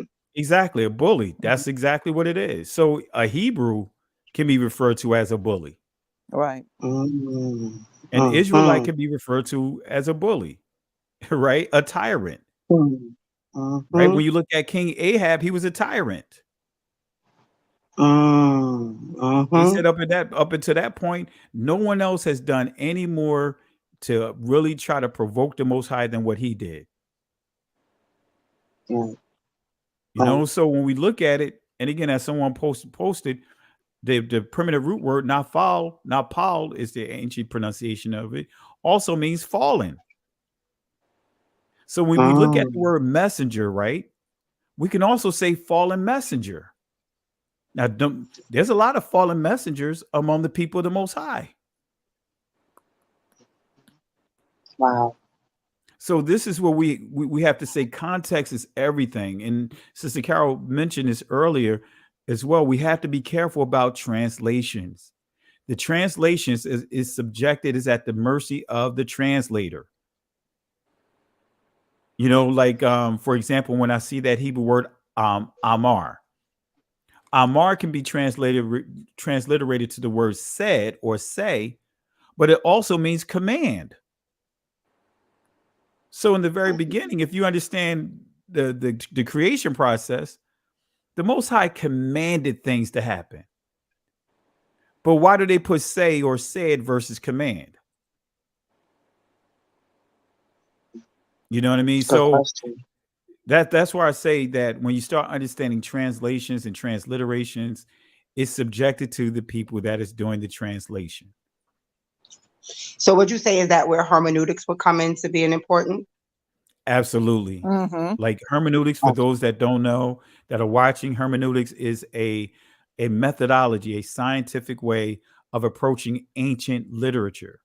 And then when they say biblical hermeneutics, in other words, a scientific way, a methodology of how you approach the text. And many are not doing the proper hermeneutics over the text, right? Mhm. And I think I taught on this last week when we see the word Easter in the KJV Bible in Acts chapter 12. Well, Acts Mhm. was written by Luke. So Luke also wrote his testament. But how come we don't see the word Easter, but we see the word pastor in his letter or his testament that he wrote to Theophilus? But in the book of Acts, we see Easter. But when you go Mhm. into the Greek, it has Pesach or Pesach or whatever, or And that's one of those Pascal. pagan insertions. It's So you see what pagan. I'm saying? So Mm-hmm. Luke didn't write the word Easter in there. It's the translators. And this is where we Yep. start getting into agendas. Correct. Because remember, the Mm-hmm. Catholic Church want to push Easter. The Christian Church want to push Easter. But Mm-hmm. Luke never wrote the word Easter or Eastre, anything that alludes to that. Right. Right. So that's why I say translation is everything. That's why if you notice my methodology of going into the text, let's go to the Hebrew words, let's go to the Greek words. Let me give you some additional sources. Now let's look at the proper context. Let's do some comparisons. I agree. But you hit it on the nail. And that's where you get into how do we actually approach the text. And that's what biblical hermeneutics teaches you, how to approach the text. And the poor thing that many do that it tells us not to do is already have a thought in your mind, and then you try to line up the scriptures for that thought. Yeah, that's dangerous. Mm-hmm. Mm-hmm. And that's where you get into eisegete, right? Now you're allowing your thoughts to dictate the scriptures. Right. Mm. And that's what's going on. There's so much of Yeah. that going on now. It's unreal. Yeah. Yep. You know, and It's that's almost Talmudic. That's what the exactly. Talmud is. Yep. Mm. Bring it out, sis. Yep. Wow. Exactly. Let Mm. me pull something out here real quick.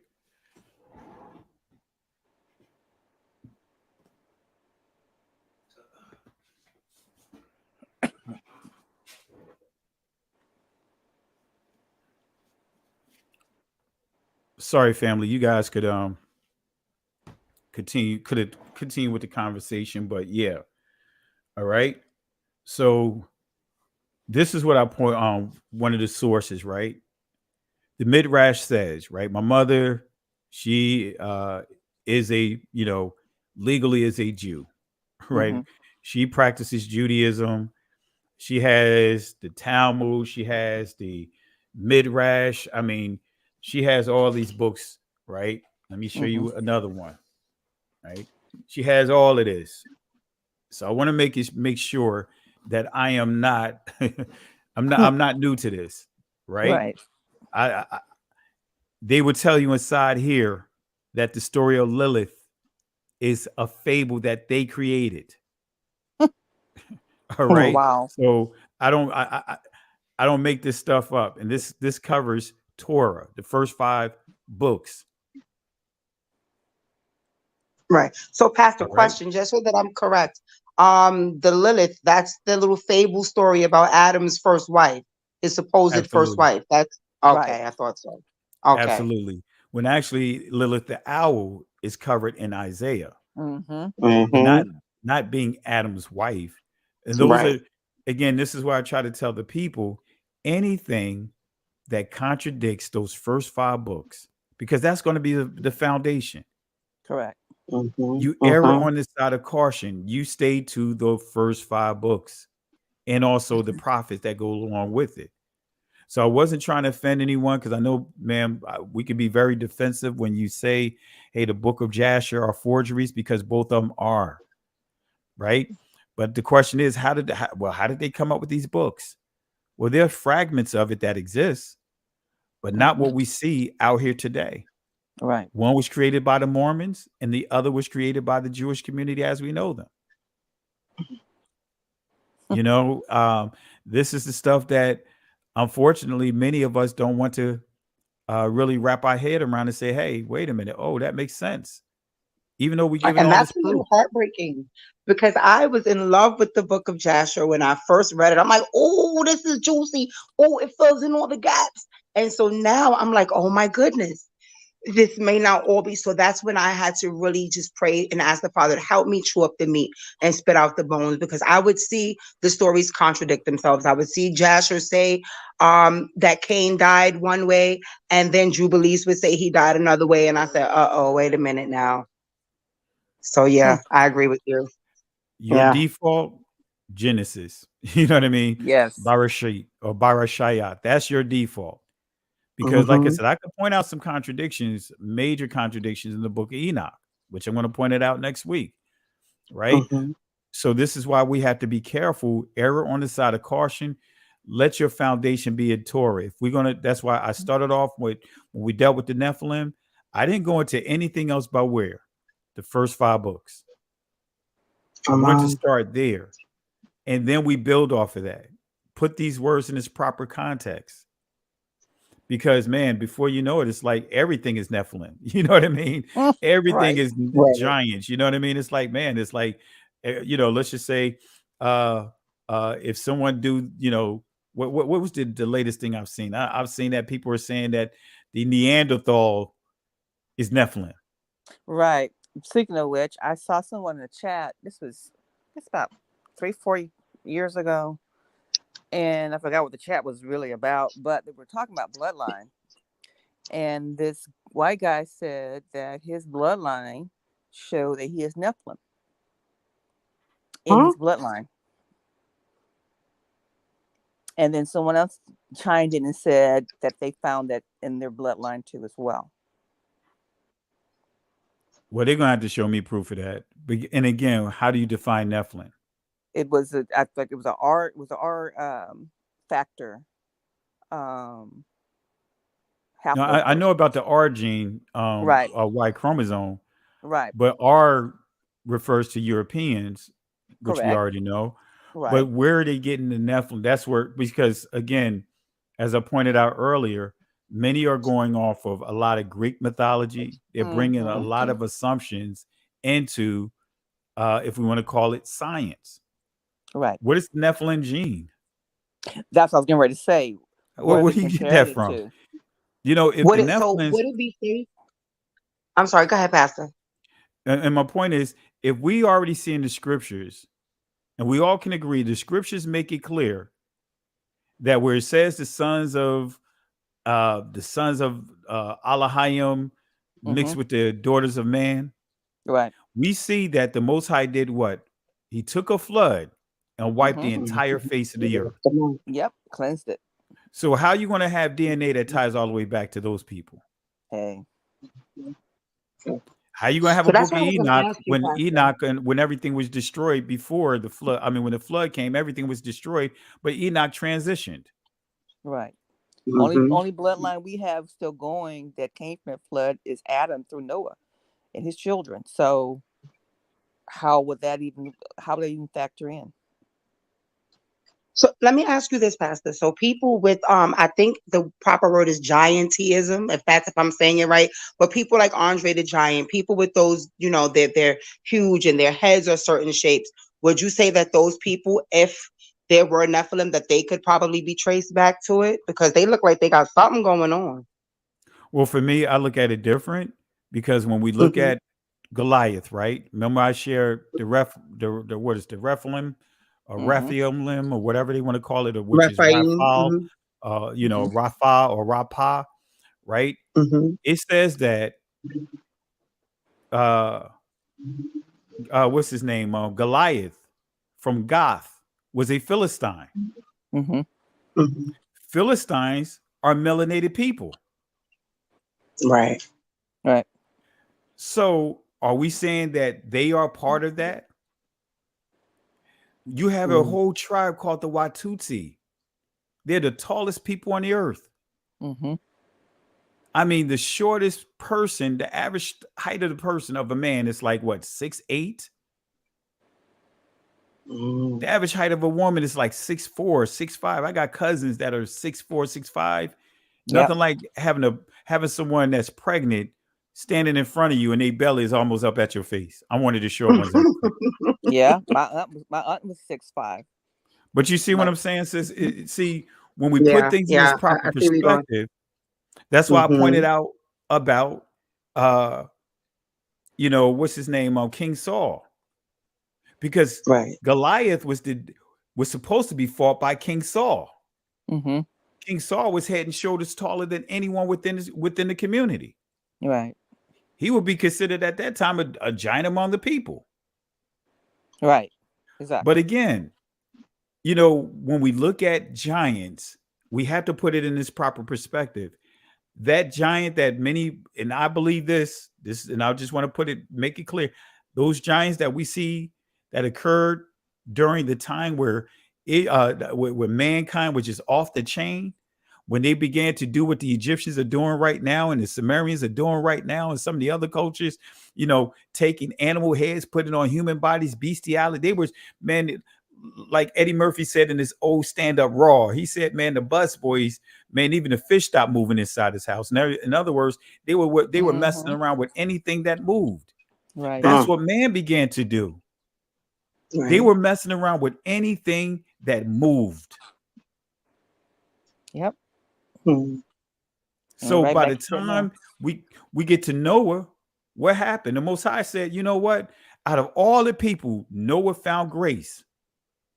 Noah found grace. And Most High said, you know what? I'm going to preserve Noah and I'm going to preserve his household. But he wiped out everything else. He couldn't allow those things to survive. Right. So now when we fast forward, if we say that, hey, let's just say the giant seed still managed to live beyond that. So are we saying that they survived through the wives of Noah?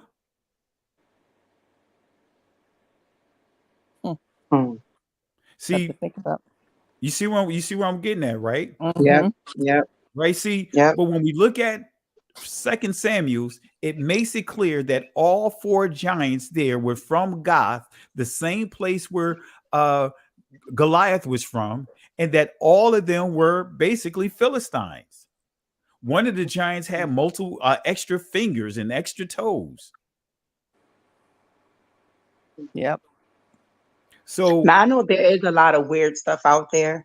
I did hear a while back, again, TCA teaching something, and they were saying that there's myths, possible myths of people saying that there was help from the marine kingdom, that there were beings that survived the flood. I don't see any of that in the Bible though. And so for me, that's just extra stuff. I know the Bible says that everything moving was wiped out and Noah and his sons were preserved on the ark. But there's so much extra stuff out there. And I see, think kind of we might need to leave it out there.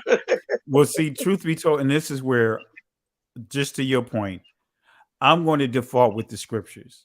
And that's what's Yeah. messing so much of our brothers and sisters up. You got many of our brothers and sisters that haven't even read the first 5 books of the Bible, but they're trying to read the Apocrypha. Come They're on trying to now. read the book of Enoch. They're trying to Come read the on. book of Jubilee. They're trying to read all these other books. Because I even had to say to the ministers in our ministry, I said, you know what? Don't come asking me questions on any other books if you cannot prove to me that you read the first 5 books of the scriptures. Right. If you can't sip milk, don't try to eat meat. Exactly. So but that's our people. We're quick to try to read and hold on to something that we think is missing, and we don't even read what's already there in front of us. You see what I'm saying? So that's where we have to really, really take our time. That's what I'm going to do with this series. This series, I didn't want to focus too much on those different giants and all that other stuff. I want to, kind of lay the picture out, show that, hey, okay, we see in, giants mentioned, and we see Nephilim, we see a few terms out there, also understanding what angels are, understanding what was the climate that even Paul makes reference to, how wicked man was. I mean, man was off the chain. Still are. Still are, right? Right. So, Nothing new under the sun. So when we look at, going back to your question that you asked, which is a great question, when we look at the Nephilim spirit, right? When we look at, for example, what you mentioned, Putin and others, guess what? Now we're dealing with the spirit of what? Being a tyrant, the spirit of being a bully, but doesn't mean that you are a bloodline descendant of sons and daughters that got whatever, came together. So were there tall people living? Absolutely, there were tall people beyond what we would understand today, but they weren't these giants like the Greek gods and the Roman gods, that how they make them out to be like the size of mountains.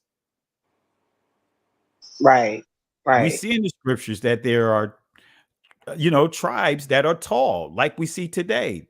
I'll bring them up again. Watusi. They are a tribe of tall people. So, but I just think that we just have to put things in its proper perspective. That's just my thought when it comes to that.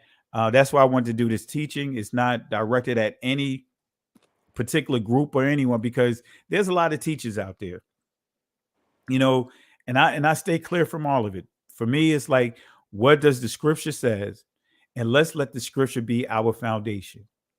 We established that starting in Genesis chapter 4, towards the end of that chapter, says man began to profane the literal name of the Most High and his reputation.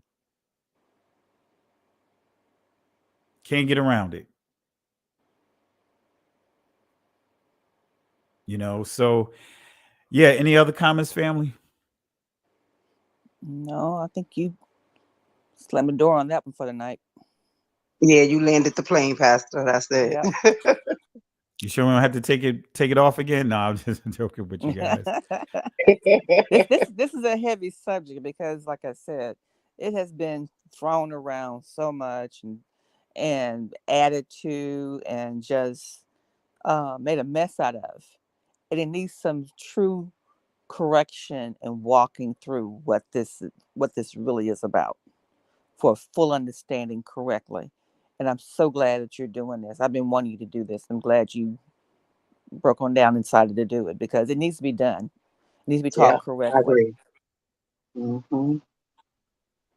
Yes, sir. I definitely agree with you, sis. Mm-hmm. And I want to be clear. I don't know it all. I'm letting everyone know I don't know it all. But we do have the information in front of us. Right. And if we just start with what we have and go then from build there. from there, Right. we could it can eliminate so many of these questions. Right. And that's So the You true. thing. know, Study to show yourself That's the approved. thing. We have to do a hypothesis and we have to prove the hypothesis if it's true or not. Hmm. So again, I know this is a heavy subject for some, and family, I'm gonna make it clear, it's not worth being at odds with one another. You know what I'm saying? This No. is not I'm being real with you. This is not a salvation subject here. My Hallelujah. I was salvation is just about not to say based that. on No. whether or not giants existed before. My salvation is not Hallelujah. based on that. And I No. just want to make it clear. This is a discussion, a Hallelujah. great discussion to have, but it is not worth losing, No. our salvation over. It's not worth trying to go at odds with one another over, be Right. disrespectful over. It's not worth this is truly not a subject of salvation. Hallelujah. I was just Right. about to ask that. Yes, yes. Because if Because that a was the lot of case, people, they get hung up. Yep. Come on, Pastor. A lot of people get hung up on it. It's not a salvation issue. No, it's not. exactly. Because I don't see the disciples and the Messiah going in on the Nephilims. Mm-mm. Christ never Right. talks about it.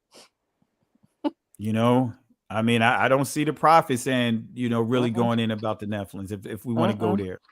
Nope. So it's not a salvation issue. This is just, one of those discussions that really have taken legs a while back, centuries ago, and just taking legs. And now when we get to today, it's way out in left field in many cases. So again, family, I'm not losing sleep over this discussion. And neither should any of you. Mm-hmm. All right. So any final words Amen. to the people that you guys, matter of fact, any garbage cans that awards we want to give out before we wrap up here tonight? Now, I was going to do this. I gave it to you earlier before you got on because you were late. I put you in the trash can. And you know what, Sister Carol? You know what I'm going to do? You know what I'm going to do? I'm going to put you in the trash can for trying to put me in the trash can.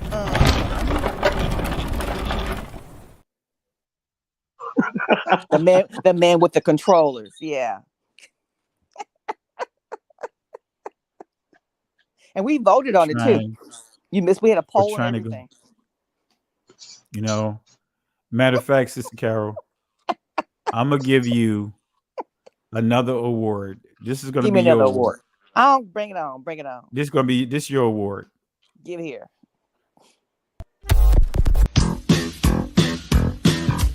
Life is like a hurricane here in Duckburg. Race cars, lasers, aeroplanes. It's a duck blur. That's me in the blue shirt. That's me in the blue shirt, the tambourine. That was me in the blue shirt. Pastor, every time you play that, I be thinking the rest might start a mystery or rewrite history, and they sure did try. Yep. They sure did.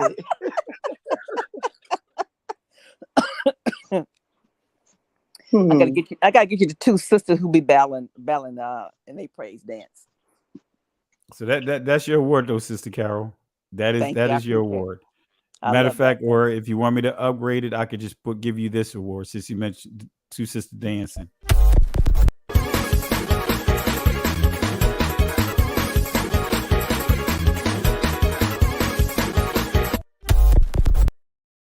That's my old one. It's the old Seagulls. That's me.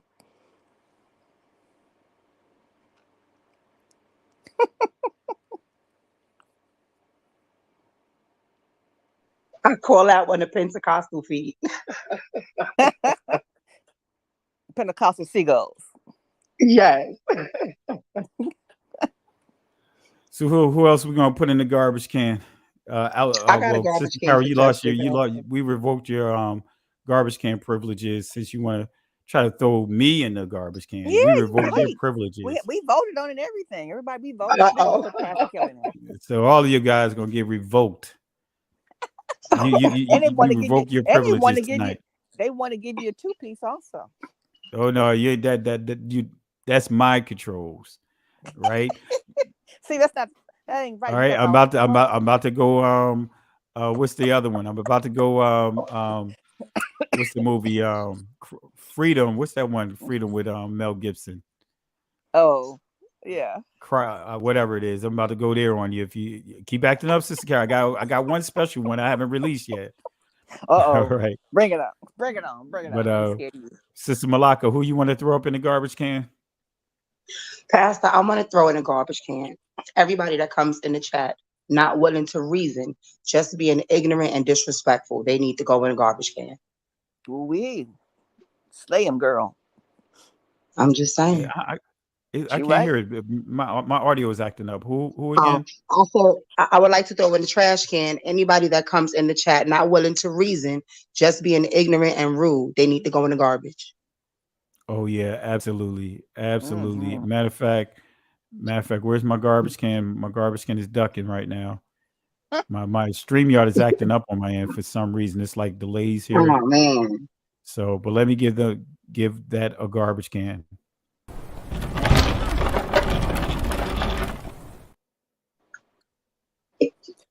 There you go.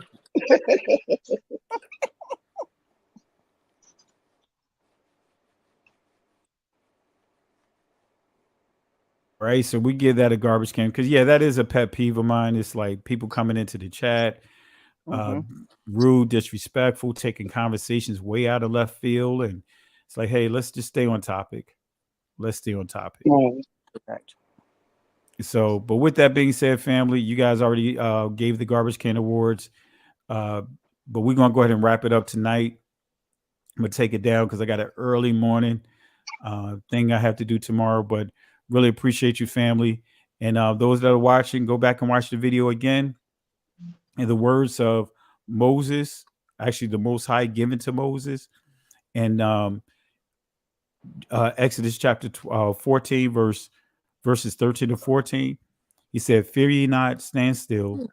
See the salvation of Yahweh. These Egyptians that you see here today will never have power over you again. The Most High will fight for you, but here's the kicker, family. You have to hold your peace. In other words, the Hebrew word there is karash, which means be quiet. Can't go back, can't stay here. Keep moving forward. Shalom. Listen, Genesis chapter 11, verse 10 explains the genealogy of Shem. Shem was a black man in Africa. If you repeat this back, Genesis 14, verse 13, Abraham steps on the scene. Being a descendant of Shem, which is a fact, means Abraham too was Abraham, born in the city of a black man, called Nimrod, grandson of Ham. Ham had 4 sons. One was named Canaan. Here, let me do some explaining. Isaac was Jacob had 12 sons. For real, and these were the children of Israel. According to Genesis chapter 10, these were the children of Israel. According to Genesis chapter 10.